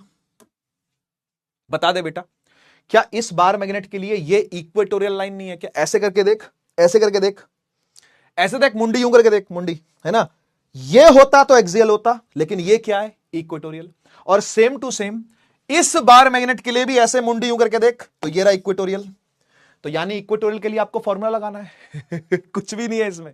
इक्वेटोरियल के लिए फॉर्मूला लगाना 2 बार, इक्वेटोरियल के लिए फॉर्मूला लगाना है 2 बार। देखो आ जाओ, देखो आ जाओ, पहले इसके लिए लगा, पहले ये लगा देगा तो क्या बनेगा भाई? बी इक्वेटोरियल क्या होता है सर? ये होता है म्यू नॉट बाय 4 पाई के पी बाय आर क्यूब। दिमाग में याद रखना, के पी बाय आर क्यूब, के पी बाय डी क्यूब, है ना, डी क्यूब, सही है, के पी बाय डी क्यूब, सही है। और इसको 2 बार लिखना पड़ेगा आपको, क्योंकि ये वाला भी इसी जगह पर असर डाल रहा है ना भाई। देखो ना, इसकी डायपोल मोमेंट तो ऐसी होगी, पर इलेक्ट्रिक फील्ड ऐसी होगी। इसकी भी डायपोल मोमेंट है ऐसी होगी, लेकिन मैग्नेटिक फील्ड ऐसी होगी। तो दोनों क्या कर रही हैं? जुड़ रही हैं। दोनों क्या कर रही हैं? जुड़ रही हैं। तो जुड़ रही हैं तो ऐड करो, जुड़ रही हैं तो ऐड करो। ये पहले वाले की है, फिर ऐसे दूसरे वाले की भी लिखूंगा, वो भी वही आएगी यार। कहने का मतलब ये mu naught by 4 pi M by D cube, है ना। तो दोनों को ऐड कर देंगे, क्या बन जाएगा? 2 mu naught by 4 pi M by D cube. A option सही है। ऐड कर दो जी, दोनों को ऐड कर दो। ये स्क्वायर मत समझना, इसको कहीं स्क्वायर ना समझ लें आप, ठीक है। हटा देता हूं यहां से, हटा देता हूं यहां से, ठीक है ना। तो ये बस दोनों को आप ऐड कर दो, b1 प्लस b2 कर दो, तो 2 times mu naught by 4 pi M by D cube. Add ही तो हो रही है दोनों, ऐड ही तो हो रही है। आगे बढ़ो, आगे बढ़ो, होमवर्क में करना इसको। अच्छा सवाल है, अच्छा सवाल है। सिमिलर सवाल सीयूईटी में भी आया हुआ है, सिमिलर सवाल सीयूईटी में आया हुआ। वैसे ये नीट का सवाल है 2010 का, कर पाओगे आप इसको, ट्राई करिएगा, ठीक है। आइए क्लास 10th की कुछ बातें याद करें, नॉस्टैल्जिक बातें 10वीं कक्षा की। उड़ान बैच याद करने की कोशिश करना ठीक है। Properties of MFL, magnetic field lines, इसको एमएफएल भी कहते हैं या एमएलएफ भी कहते हैं, है ना। फुल फॉर्म क्या है? एमएफएल की है मैग्नेटिक फील्ड लाइंस और एमएलएफ की है magnetic lines of forces, lines of force, sorry forces नहीं, magnetic lines of force, magnetic lines of force, ठीक है, मैग्नेटिक लाइंस ऑफ फोर्स, ठीक है, याद रहेगा।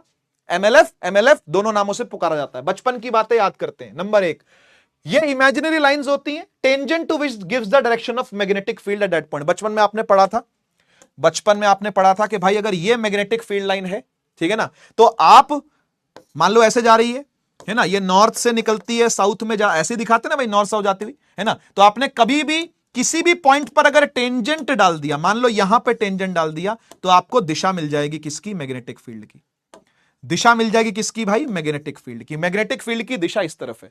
ऐसे पॉइंट पे टेंजेंट डाल के अपन पता करते हैं। ये थी पहला पॉइंट, बचपन की बातें। Number 2, magnetic field lines always form close loops. यहीं से 10वीं स्टार्ट होती है, 10वीं में एमएफएल की प्रॉपर्टी यहीं से स्टार्ट होती है ना। क्लोज लूप फॉर्म करती है हमेशा। They do not have any starting और एंड पॉइंट, जबकि इलेक्ट्रिक फील्ड में ऐसा नहीं है। इलेक्ट्रिक फील्ड ऐसी नहीं होती। इलेक्ट्रिक फील्ड में स्टार्टिंग और एंड पॉइंट होता है। मैं आपको दोनों चीजें बताता हूं, जरा ध्यान से देखना। मान लो ये प्लस चार्ज है, मान लो ये माइनस चार्ज है, तो इलेक्ट्रिक फील्ड प्लस से निकल के माइनस पे टर्मिनेट हो जाती है। प्लस से निकल के माइनस पे टर्मिनेट हो जाती है। प्लस से निकल के माइनस में मर जाती है। प्लस से निकली माइनस में मर गई, प्लस से निकली माइनस में मर गई। लेकिन ऐसा बार मैग्नेट के साथ नहीं होता, यानी मैग्नेटिक फील्ड के साथ ऐसा नहीं होता। मैग्नेटिक फील्ड लाइंस नॉर्थ से निकलती हैं, साउथ में जाती है, अंदर भी होती हैं। नॉर्थ से निकलती है, साउथ में जाती है, अंदर भी होती है। नॉर्थ से निकलती है, साउथ में जाती है, अंदर भी होती है। नॉर्थ से निकलती है, साउथ में जाती है, अंदर भी होती है। नॉर्थ से निकलती है, साउथ में जाती है, अंदर भी होती है। यानी हमेशा लूप कंप्लीट होगा। आप चेक करो, दोनों फील्डों में फर्क है, दोनों फील्डों में फर्क है। और एरो साइन ना दिखाए तो पाप का भागी बनेगा, जेल जाएगा, जेल में सड़ेगा। इसलिए एरो दिखाने अति आवश्यक है। ठीक है जी। नॉर्थ से निकलती है, साउथ में जाती है, अंदर भी होती है, याद रखिएगा। ठीक है ना। तो ये पहला, ये दूसरा हो गया। आई होप तीसरा, कभी भी दो इलेक्ट्रिक फील्ड भी नहीं करती, मैग्नेटिक फील्ड भी नहीं करती, ग्रेविटेशनल फील्ड भी नहीं करती, कोई भी दो वेक्टर फील्ड्स कभी भी इंटरसेक्ट नहीं कर सकती, कर ही नहीं सकती, कॉन्सेप्चुअली ही रॉन्ग है।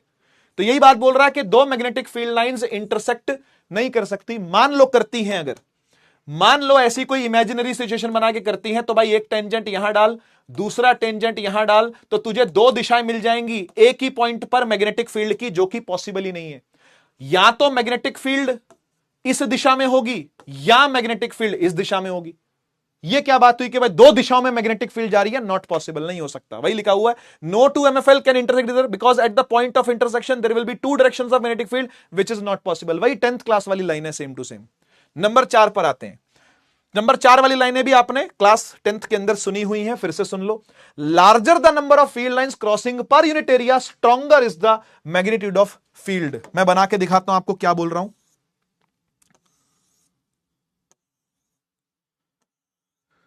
अगर कोई आपसे पूछे कि पॉइंट ए पर फील्ड ज्यादा है कि बी पे फील्ड ज्यादा है, तो क्या जवाब दोगे?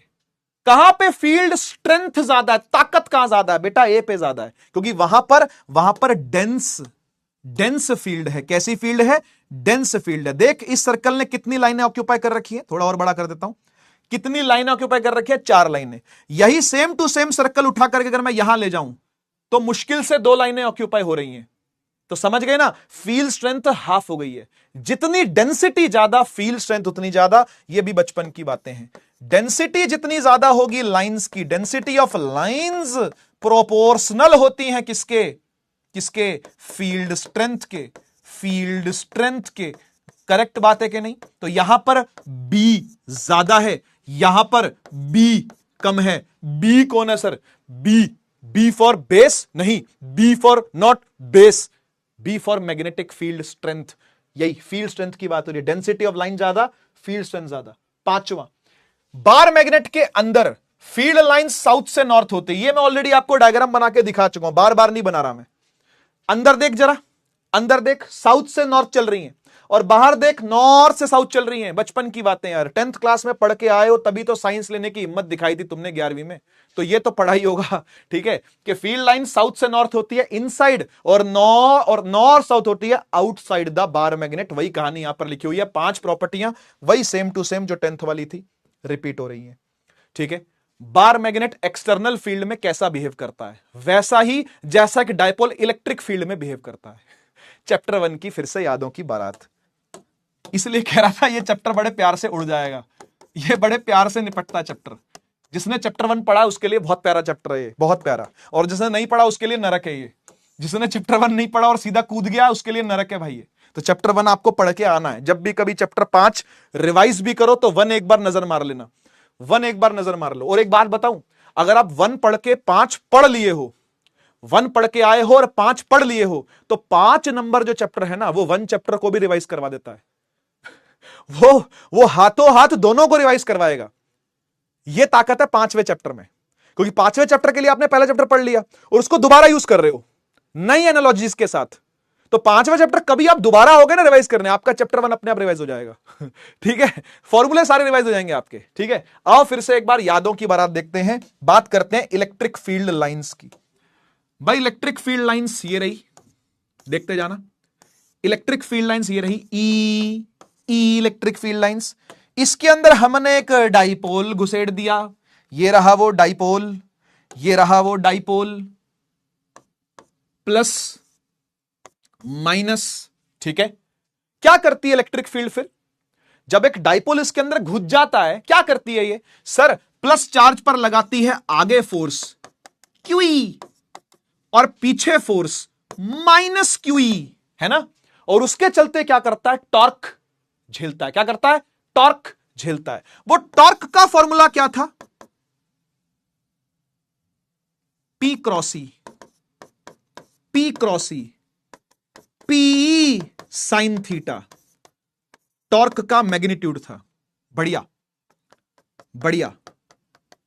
एक पोटेंशियल एनर्जी पढ़ी थी हमने, ये चैप्टर 2 में पढ़ी थी, लेकिन तो मैंने कहा थोड़ा सा चैप्टर 2 चाहिए होगा, थोड़ा सा, तभी मैंने लिखा था शुरू में चैप्टर 1 पूरा चाहिए, चैप्टर 2 थोड़ा सा चाहिए।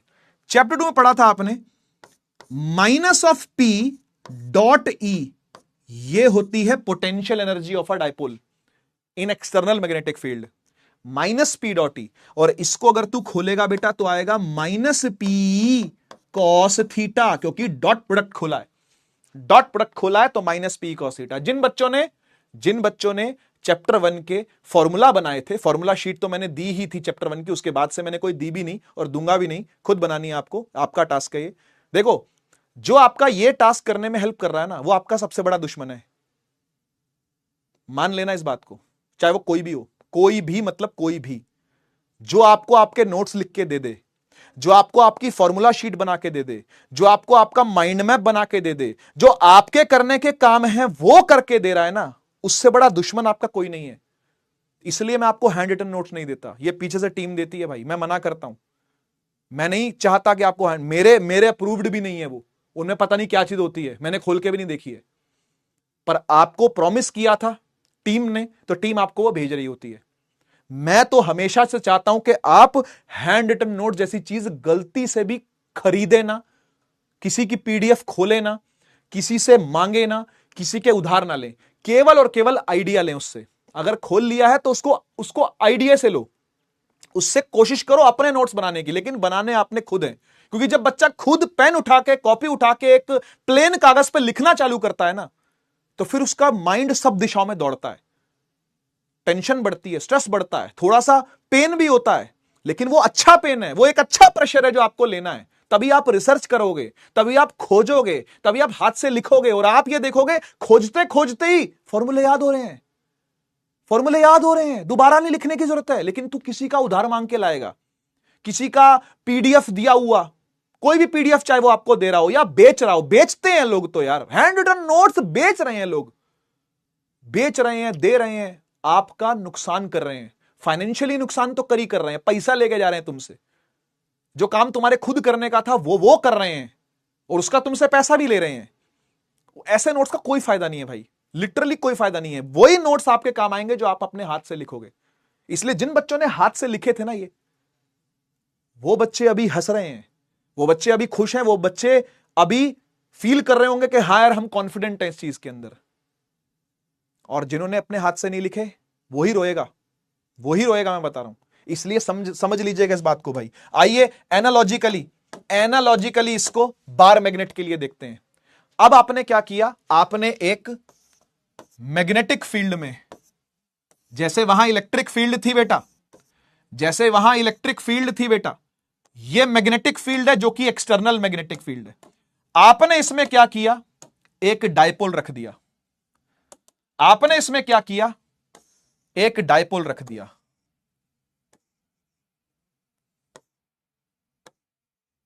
ये रहा तेरा डायपोल, ये रहा तेरा बार मैग्नेट, ठीक है। ये तूने रख दिया किसी एंगल पर, कोई थीटा एंगल, कुछ भी एंगल हो सकता है, वो तूने रख दिया, ठीक है ना। ये है प्लस एम, ये है माइनस एम, है ना। और ये लेंथ को 12 ले लो, जैसे वहां पर भी हमने 12 ही लिया है, हमेशा उसी के हिसाब से सारे फॉर्मूले बनाए हैं, तो कोई फर्क नहीं पड़ता वैसे इस चीज से, ठीक है ना। तो आपने यहां पर ये ले लिया। जिस प्रकार से इलेक्ट्रिक फील्ड ने इलेक्ट्रिक फोर्स लगाई थी, मैग्नेटिक फील्ड मैग्नेटिक फोर्स लगाएगी। जिस प्रकार से इलेक्ट्रिक फील्ड ने इलेक्ट्रिक फोर्स लगाई थी, मैग्नेटिक फील्ड मैग्नेटिक फोर्स लगाएगी, जो कि होगी प्लस mb। वहां क्या थी? QE। जो काम वहां Q कर रहा था वो यहां M कर रहा है, छोटा वाला। जो वहां E कर रही थी वो यहां B कर रही है। समझ रहे हो ना? फोर्स क्या लगेगी बेटा? mb। और यहां क्या लगेगी? Minus mb। Minus mb। Pole strength multiply by magnetic field, pole strength multiply by magnetic. जैसे यहां पर QE थी वैसे यहां पर mb है, जैसे वहां QE थी वैसे यहां पे mb है। तो बस फिर सारी कहानियां वैसे ही चलेंगी जैसे वहां चल रही थी। टॉर्क कैसे लिखी जाएगी भाई? टॉर्क कैसे लिखी जाएगी? जैसे लिखी जाती थी P क्रॉस E, यहां लिखी जाएगी M क्रॉस B। अरे सर ये तो डिराइव किया था हमने सर, ये पिछले चैप्टर में डिराइव किया सर, 4th चैप्टर के बिल्कुल लास्ट में आकर के मूविंग कॉइल गैल्वेनोमीटर से पहले हमने इसको डिराइव किया था। वही है, अलग थोड़ी ना होगा बेटा, वही है। MB साइन अल्फा लिया था ना हमने, याद करो, है ना, इसको अल्फा लेता था ना मैं, MB साइन अल्फा, ठीक है ना। तो ये तेरा टॉर्क है, ठीक है, बढ़िया। और एक तो हो गई ये, एक तो तेरी टॉर्क हो गई। अच्छा, दूसरा U कैसे लिखेगा बेटा? U पोटेंशियल एनर्जी कैसे लिखेगा? क्योंकि ये भी झूम के वापस आएगा, ऐसे झूमेगा ना, ये भी है ना, ये ऐसे है, इस पर ऐसे फोर्स लगी, पीछे ऐसे फोर्स लगी, तो ये ऐसे करता करता सीधा हो जाएगा, है ना। बार मैग्नेट भी तो नाचता है ना ऐसे, मैंने आपको बताया भी था, धागे से लटका के छोड़ दो तो धीरे धीरे नाच नाच के अपने आप अलाइन हो जाता है एक्सटर्नल मैग्नेटिक फील्ड के साथ। अर्थ की मैग्नेटिक फील्ड इसके लिए एक्सटर्नल ही तो है। अर्थ की जो मैग्नेटिक फील्ड है वो बार मैग्नेट के लिए एक्सटर्नल यानी बाहर से ही तो आई है, तो उसके हिसाब से नाच के क्या हो जाता है? अलाइन हो जाता है।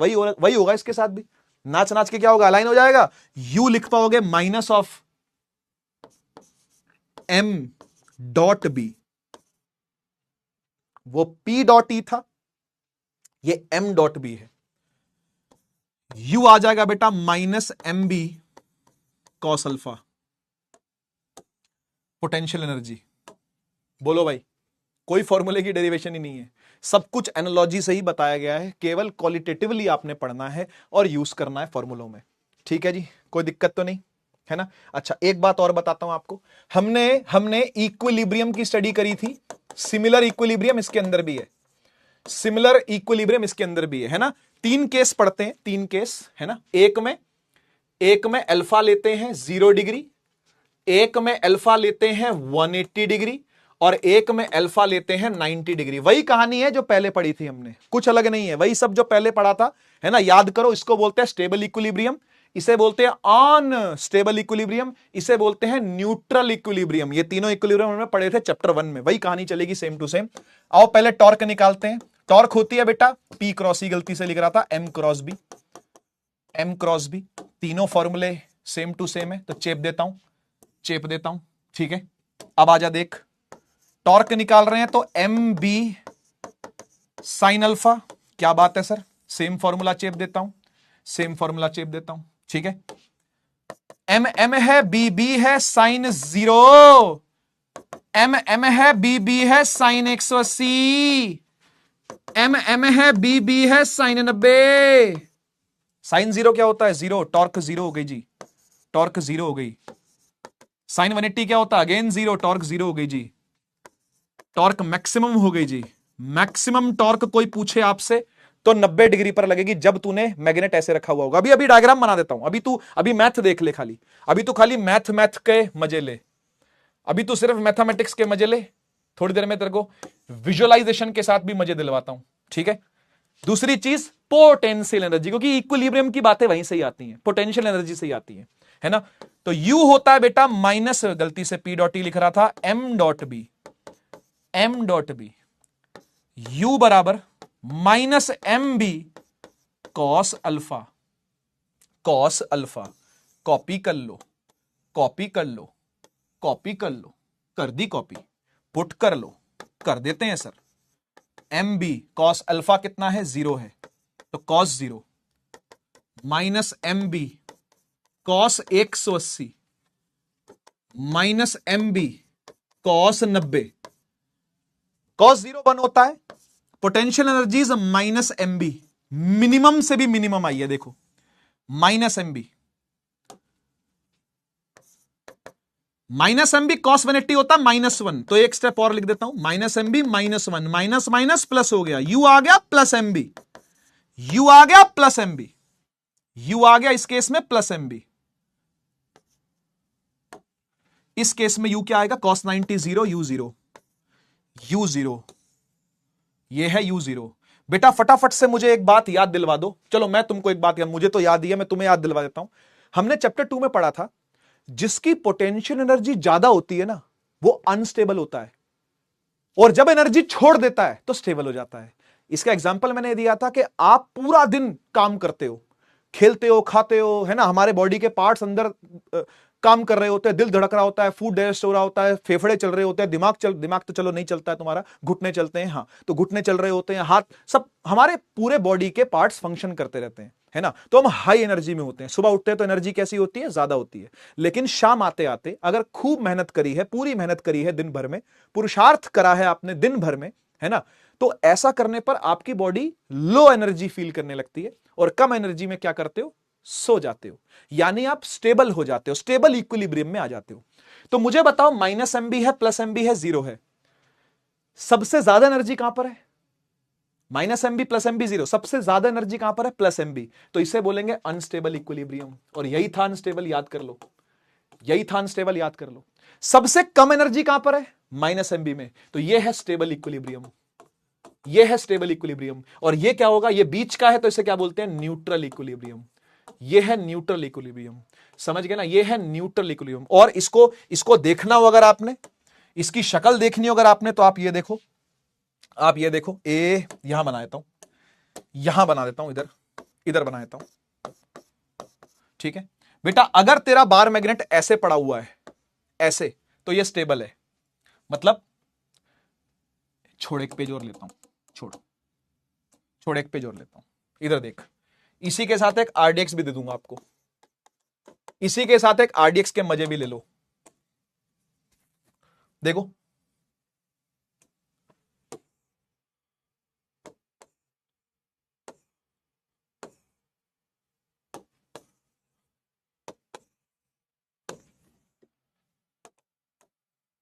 बेटा, अगर तेरा बार मैग्नेट ऐसे लेटा हुआ है, ऐसे, ये प्लस एम, ये माइनस एम, यानी नॉर्थ साउथ ऐसे लेटा हुआ। दूसरा केस, अगर तेरा बार मैग्नेट ऐसे लेटा हुआ लेकिन उल्टा, ऐसे प्लस एम माइनस एम। और तीसरा केस है, अगर तेरा बार मैग्नेट ऐसे खड़ा है, प्लस एम माइनस एम। तो आप समझते हो इस बात को कि इसको अगर मैं जरा सा भी छेड़ूंगा तो छिड़ के ऐसे ऐसे झूमता झूमता झूमता झूमता वापस आ जाएगा। लेकिन इसको अगर मैंने गलती से भी हिला दिया ना, ऐसे है ये, गलती से भी हिला दिया ना, पूरा पलटी मार के ऐसे आ जाएगा और दोबारा कभी अचीव नहीं कर पाएगा इस पोजीशन को, है कि नहीं। जबकि ये कर रहा है, अगर मैं इसको टिल्ट करूं, हल्का सा हिलाऊं, तो हिल के ऐसे करता करता झूमता झूमता अपनी ओरिजिनल पोजीशन पर आ जाएगा, अपनी ओल्ड पोजीशन पर आ जाएगा। लेकिन ये नहीं आ पाएगा, इसको छेड़ दिया तो पूरा घूम के ऐसा हो जाएगा, है ना। और ये है जिस पर मैक्सिमम टॉर्क लगती है, लेकिन हम इसको बीच की एनर्जी बोल रहे हैं तो न्यूट्रल बोल रहे हैं, इसकी इतनी बात करने की जरूरत आपको नहीं है, ठीक है ना। तो ये है जी न्यूट्रल इक्विलिब्रियम, है ना। इसे बोलेंगे अनस्टेबल इक्विलिब्रियम, इसे बोलेंगे भैया स्टेबल इक्विलिब्रियम। आरडीएक्स क्या है फिर इसमें, आरडीएक्स ये है कि सुन, इस डायग्राम को अपने दिमाग में चिपका के रखियो, ये आरडीएक्स है, ये जो इस डब्बे में बनाऊंगा ना वो आरडीएक्स है। तो इसको उठा के यहां ले आता हूं, इसको उठा के यहां ले आता हूं, जो इस डब्बे में बना रहा हूं वो याद रखियो, वो क्या है, वो ये है, ये डायग्राम अपने दिमाग में चिपका लेना, ठीक है बेटा। अगर मैं अपने बार मैग्नेट को यहां से उठा के यहां ले आऊं, किधर से उठा के किधर ले आए, इधर से उठा के इधर ले आया, तो मैंने वर्क डन किया है प्लस एमबी का, ठीक है, प्लस एमबी का वर्क डन किया। वर्क डन कैसा निकलता है, चेंज इन पोटेंशियल एनर्जी। वही 11th क्लास वाली बातें और चैप्टर 1 वाली बातें हैं। चैप्टर 1 में भी पढ़ा था कि अगर पूरा डायपोल उठा के ऐसे ले आओ तो कितना वर्क डन होता है, अगर डायपोल उठा के इधर ले आओ तो कितना होता है, ये सब बातें हमने करी थी, ठीक है ना। तो वही बातें हैं, अगर आपने डायपोल उठा के ऐसे कर दिया, मतलब आपने बार मैग्नेट यहां से उठा के यहां रख दिया, स्टेबल से न्यूट्रल पे आ गए, तो ऐसा करने के लिए आपको एमबी वर्क डन करना पड़ेगा। यह वर्क डन के लिए है, सवाल आते हैं, ठीक है ना, इसलिए बोल रहा हूं वर्क डन के लिए। इधर से उठा के यहां ले आए प्लस एमबी, ठीक है, इधर से उठा के यहां ले आए तो भी प्लस एमबी, ठीक है। और सोचो एक ही बार में आप, है ना, एक ही बार में आप यहां से उठा के यहां ले आए तो प्लस 2 एमबी, समझ गए ना। इधर से इधर लाए एमबी, इधर से इधर लाए एमबी, या फिर इधर से सीधा उठा के इधर ले आए, मतलब आपका बार मैग्नेट ऐसा था, आपने पूरा पलटा और ऐसे कर दिया इसको। आपका बार मैग्नेट ऐसे लेटा हुआ था, आपने इसे उठाया और पूरा पलट दिया, तो ये पलटने में आपको मेहनत करनी पड़ेगी, ये करने में आपको एक्सटर्नल वर्क डन करना पड़ेगा। वो कितना करना पड़ेगा, ये डायग्राम बताएगा आपको, 2 MB, समझ गए ना। तो यहां से यहां लाए, मतलब स्टेबल से न्यूट्रल लाए तो प्लस MB, न्यूट्रल से अनस्टेबल ले गए, यहां से यहां ले गए, ऐसे था यहां से यहां ले गए, यहां से यहां ले गए तो भी प्लस MB, और एक साथ ही ले गए तो प्लस 2 MB। ये काम आएगा, ठीक है, ये RDX आपको काम आएगा। सवाल देखो, सवाल देखो। एक शॉर्ट बार मैग्नेट है जिसकी मैग्नेटिक मोमेंट दे रखी है आपको जूल पर टेस्ला, ऐसे भी दी जाती है, टेंशन ना ले, ऐसे भी दी जाती है, ठीक है, करेंगे बात कब और कैसे, ये आएगी बात, ठीक है ना। Is placed in a uniform magnetic field of 0.16 Tesla. तो फील्ड दे रखी है आपको, कह रहा magnet is in unstable equilibrium when the potential energy is. बताइए भाई, अनस्टेबल इक्विलिब्रियम का क्या मतलब है? जब अनस्टेबल इक्विलिब्रियम में होगा तो पोटेंशियल एनर्जी कितनी होती है बेटा, बताइए। अनस्टेबल का मतलब है सर ऐसे ऐसे, ये रहा देख, ये केस है, अनस्टेबल इक्विलिब्रियम में है, ठीक है ना, अनस्टेबल इक्विलिब्रियम में है, ये रहा अनस्टेबल इक्विलिब्रियम में पोटेंशियल एनर्जी क्या होती है, प्लस MB, खत्म। प्लस MB करना है आपने, हो गया बस, प्लस MB करना है। M कितना है 0.4, B कितना है 0.16, करो कैलकुलेट, 16 चौक 64 है ना।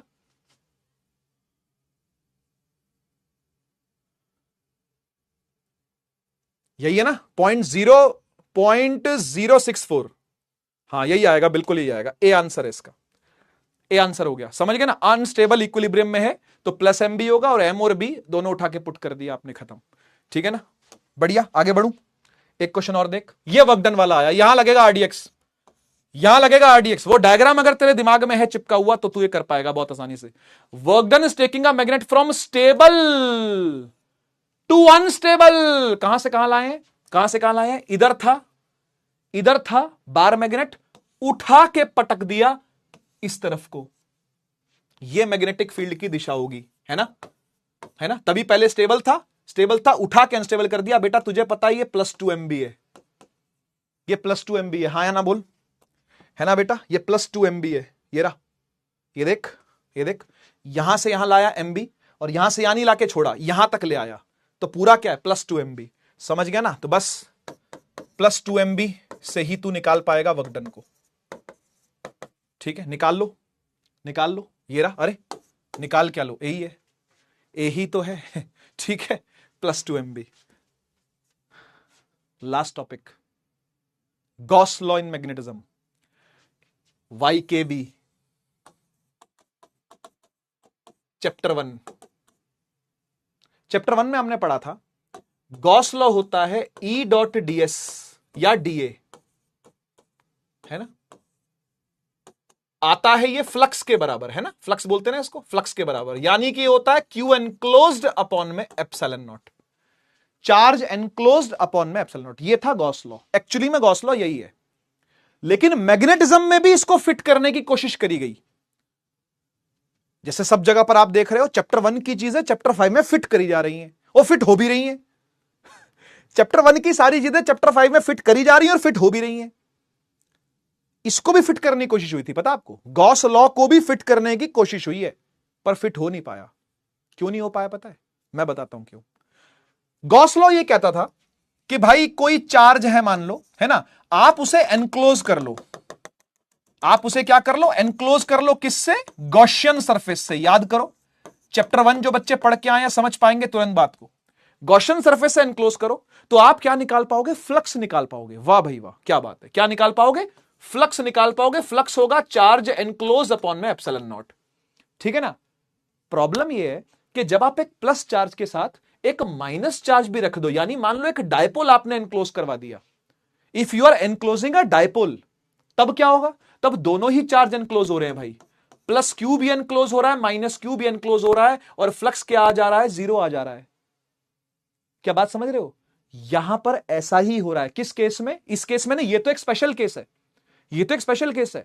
मैग्नेटिज्म के केस में समस्या ये आती है कि आप अगर पोल को एनक्लोज करना चाहोगे ना, कर ही नहीं पाओगे। मान लो ये बार मैग्नेट है, मान लो ये बार मैग्नेट है, तुमने इस बार मैग्नेट को एनक्लोज कर दिया ठीक है ना, तुमने इस बार मैग्नेट को क्या कर दिया, एनक्लोज कर दिया, तो तुम सबसे बड़े बेवकूफ हो भाई, सबसे बड़े गधे आप ही हैं। क्यों, क्योंकि आपको पता है नॉर्थ से फील्ड अगर बाहर जाएगी तो घूम के वापस भी आएगी, और जितनी फील्ड बाहर जा रही है अगर उतनी फील्ड आ रही है तो flux outgoing is equal to flux incoming. Net flux क्या है, 0। नेट फ्लक्स क्या है, 0। तो भाई अगर हम बी डॉट डीए लगाते थे ना, बी डॉट डीए का सरफेस इंटीग्रल करते थे ना, ये हमेशा 0 आता था। क्यों 0 आता था, क्योंकि पोल एनक्लोज दोनों हो रखे हैं भाई, नॉर्थ भी हो रखा है, साउथ भी। जैसे यहां देखो, यहां देखो, प्लस भी एनक्लोज हो गया, माइनस भी हो गया, तो प्लस माइनस कट के क्या आ गया जी, 0 आ गया, है ना। हां, यह बात पक्की है कि आप अगर एक चार्ज एनक्लोज करोगे तब तो फ्लक्स आ जाएगा, लेकिन क्या एक पोल एनक्लोज हो सकता है कभी, मुझे बताओ, क्या कभी एक सिंगल पोल को एनक्लोज कर सकते हो, नहीं कर सकते भाई। डायपोल ही एग्जिस्ट करता है, मोनोपोल तो एग्जिस्ट करता ही नहीं। तो फिर एक शाणा बच्चा आया, गॉस के पास एक शाणा बच्चा आया। शाणा बच्चा के क्या कहता है, कहता है मैं हूं लल्लूलाल, वो भी परिश्रम बैच से। गॉस ने बोला अच्छा आओ बैठो जरा, क्या कहना है बोलो। बोल रहा है एक काम करो गॉस साहब, गॉस साहब एक काम करिए, आप ना बार मैग्नेट को ना ऐसे एनक्लोज करो, ऐसे ऐसे एनक्लोज करो, देखो एक पोल पकड़ा गया। मतलब साउथ को बाहर छोड़ दो, साउथ को एनक्लोज करो ही मत, खाली नॉर्थ को एनक्लोज करो, तब तो आएगा, क्योंकि तब तो नॉर्थ से फील्ड निकल रही होगी। दिमाग तो लगाया, लल्लू लाल है भाई, लल्लू लाल है, लेकिन है वो लल्लू लाली, पर दिमाग तो लगाया। अच्छी बात, अच्छी बात है, बहुत बढ़िया। तो यहां तो कहने का मतलब है, यहां तो बार मैग्नेट पूरा ही एनक्लोज होगा, और पूरा एनक्लोज हो रहा है तो जितना फ्लक्स जा रहा है, जितना फ्लक्स निकल रहा है उतना लौट के आ रहा है, तो फ्लक्स तो 0 आ रहा है, बी डॉट डी चल नहीं रहा। तो शाणा बच्चा कहता है ऐसे कर दो, ऐसे कर दो, हो जाएगा, ऐसे ऐसे हो जाएगा, ऐसे भी नहीं होगा। क्यों नहीं होगा, अरे होगा, ऐसे कैसे नहीं होगा, इसलिए नहीं होगा बेटा, क्योंकि क्योंकि क्योंकि क्योंकि आपको ऐसा लग रहा है कि साउथ यहां है। बार मैग्नेट के अंदर भी साउथ नॉर्थ होते हैं। एक बार मैग्नेट जब कटता है ना, ये नॉर्थ है, साउथ है, यहां भी साउथ है, यहां भी नॉर्थ है। हिडन साउथ हिडन नॉर्थ हमेशा है, हमेशा बैठे हैं। ये नहीं कटने के बाद प्रकट हो गए हैं, वो ऐसा नहीं है। कटने के बाद वो पैदा नहीं हो गए, वो पहले से ही अंदर थे, कटे हैं तो दिखना चालू हो गए, बस काटा है आपने तो दिखना चालू हो गए भाई, वो अंदर पहले से ही थे। North south north south north south north south के जोड़े हैं अंदर, अंदर जोड़ियां हैं नॉर्थ साउथ की बहुत सारी। तो तुझे लग रहा है कि तूने नॉर्थ को एनक्लोज कर लिया क्योंकि तू है लल्लूलाल, तुझे लग रहा है तूने खाली नॉर्थ को एनक्लोज कर लिया है, लेकिन तू ये भूल गया कि इसके साथ अंदर भी कोई ना कोई साउथ होगा। और जब ये साउथ होगा तो आप समझिए कि आप कभी भी ये नहीं कर सकते कि एक मोनोपोल को आप गॉसियन सरफेस से पकड़ पाए। गॉसियन सरफेस से मोनोपोल पकड़ा ही नहीं जाएगा, और पकड़ा ही नहीं जाएगा इसका मतलब समझ में आती है बात कि again B dot D A 0 ही आएगा, again B dot D A 0 ही आएगा भाई, आप पकड़ ही नहीं पाओगे। इसका मतलब यही है कि मोनोपोल एग्जिस्ट नहीं करते। तो गॉस लॉ मैग्नेटिज्म में लगाने का फायदा नहीं है, नो फायदा, नो फायदा, फायदा नहीं है। क्यों फायदा नहीं है, क्यों फायदा नहीं है, क्योंकि मोनोपोल एग्जिस्ट नहीं करते। Monopoles do not exist. आप जहां भी पकड़ोगे ना किसी पोल को, उसका साउथ बैठा है और अंदर ही छुपा हुआ है, अंदर ही छुपा हुआ है, वो पहले से ही है। नॉर्थ के बिल्कुल बगल में साउथ है, फिर नॉर्थ है, फिर साउथ है, फिर नॉर्थ है, इस तरीके से अलाइन नहीं है, इस तरीके से ये अलाइंड बैठे हैं अंदर, समझ रहे हो ना। तो monopoles do not exist, monopoles exist नहीं करता, इसलिए गॉस लॉ नहीं लगा सकते आप, ठीक है। तो ये कहानी थी गॉस लॉ की, जो कि इलेक्ट्रिसिटी में लग रहा था, मतलब इलेक्ट्रिक चार्जेस के लिए लगता है, क्योंकि एनक्लोज हो सकता है। Single charge can be enclosed but single pole can not be enclosed. इसी के साथ आपका आज का लेक्चर होता है कंप्लीट। कल की क्लास में मैग्नेटिक मटेरियल्स को स्टार्ट करेंगे हम। हमने आज क्या क्या पढ़ लिया है मैं आपको दिखा देता हूं। हमने ये सब पढ़ लिया है, ये सब पढ़ लिया, यहां से लेके यहां तक ये सब पूरा कर लिया हमने। ये जितना लेक्चर 1 में सोचा था वो सारा ही कर लिया है, ठीक है। बार मैग्नेट पढ़ लिया, एज एन इक्विवेलेंट सोलेनॉइड जो होता है वो यहीं पे बात आती है सोलेनॉइड की। सोलेनॉइड की बात यहीं पे ही है। ये कहां गया,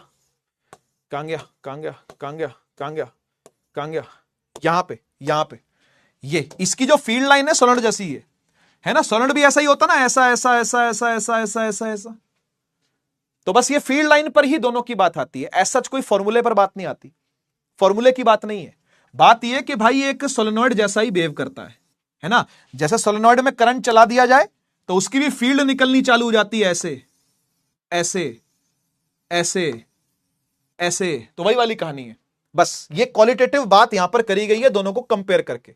आप एनसीईआरटी पढ़ के देखोगे यही मिलेगा आपको, ठीक है। फिर magnetic field due to dipole बात हुई है अलोंग एक्सियल और इक्वेटोरियल पॉइंट, ये भी हमने कर लिया, ठीक है। फिर टॉर्क की चर्चा हमने कर ली यूनिफॉर्म मैग्नेटिक फील्ड में, है ना। और मैग्नेटिक फील्ड लाइंस भी हम लोगों ने पढ़ ली है, ठीक है। कल की क्लास में मैग्नेटिक प्रॉपर्टीज ऑफ मटेरियल पढ़ेंगे, पैरा, डाया और फेरो, ठीक है। आज के लिए इतना काफी है। होमवर्क आपका ये है। अच्छा पहले चैट तो ऑन कर दो, बहुत देर से चैट ऑन नहीं करी है भाई, चैट तो ऑन कर दो, ठीक है ना। कैसी रही आज की क्लास पहले तो ये बताओ। थ्योरी चैप्टर है तो भाई नोट्स पूरे कर लीजिएगा, बहुत जरूरी है, ठीक है। रिवीजन कर लो भाई, चैप्टर 1 का जरूरी पड़ेगा आपको। रिवीजन चैप्टर 1 का कर लो, जरूरी पड़ेगा। या फिर इस चैप्टर ने आपका रिवीजन भी करवा दिया होगा चैप्टर 1 का, तो एक बार देख जरूर लेना, मतलब, है ना। और इस वाले लेक्चर को भी रिवाइज कर लीजिएगा, काम आएगा, ठीक है। चैप्टर सिंपल है तो इसकी डीपीपी भी ज्यादा मुश्किल नहीं है, ट्राई करिएगा बन जाएगी, ठीक है। ट्राई करिएगा बन जाएगी। आज की क्लास में इतना ही।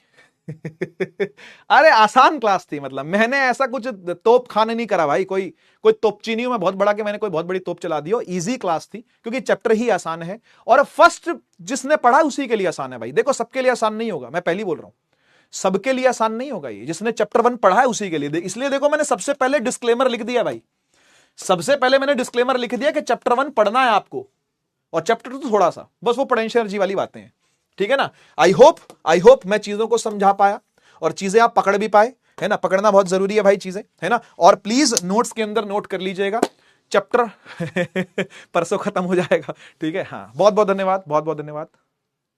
हाँ इजी चैप्टर्स ही हैं बेटा, लाइट चैप्टर्स ही हैं, ठीक है। चैप्टर 1 पढ़ा हुआ हो लेकिन तभी इजी लगेगा आपको ये चैप्टर, ठीक है। चलो नेक्स्ट क्लास के अंदर हम लोग चैप्टर को कर देंगे फिनिश, क्योंकि जितना आज पढ़ा है उतना ही 1.5 घंटे का ही लगभग लेक्चर वो भी रहेगा। ये तो थोड़ी बातें हो गई है हमसे, हम आज ज्यादा तो इसलिए 45 तक चला गया, नहीं तो ये 1.5 घंटे में चैप्टर खत्म हो जाता, मतलब लेक्चर खत्म हो जाता, ठीक है ना। मिलते हैं नेक्स्ट क्लास में, तब तक के लिए take care, tata bye bye. Bharat माता की जय, जय हिंद, वंदे मातरम।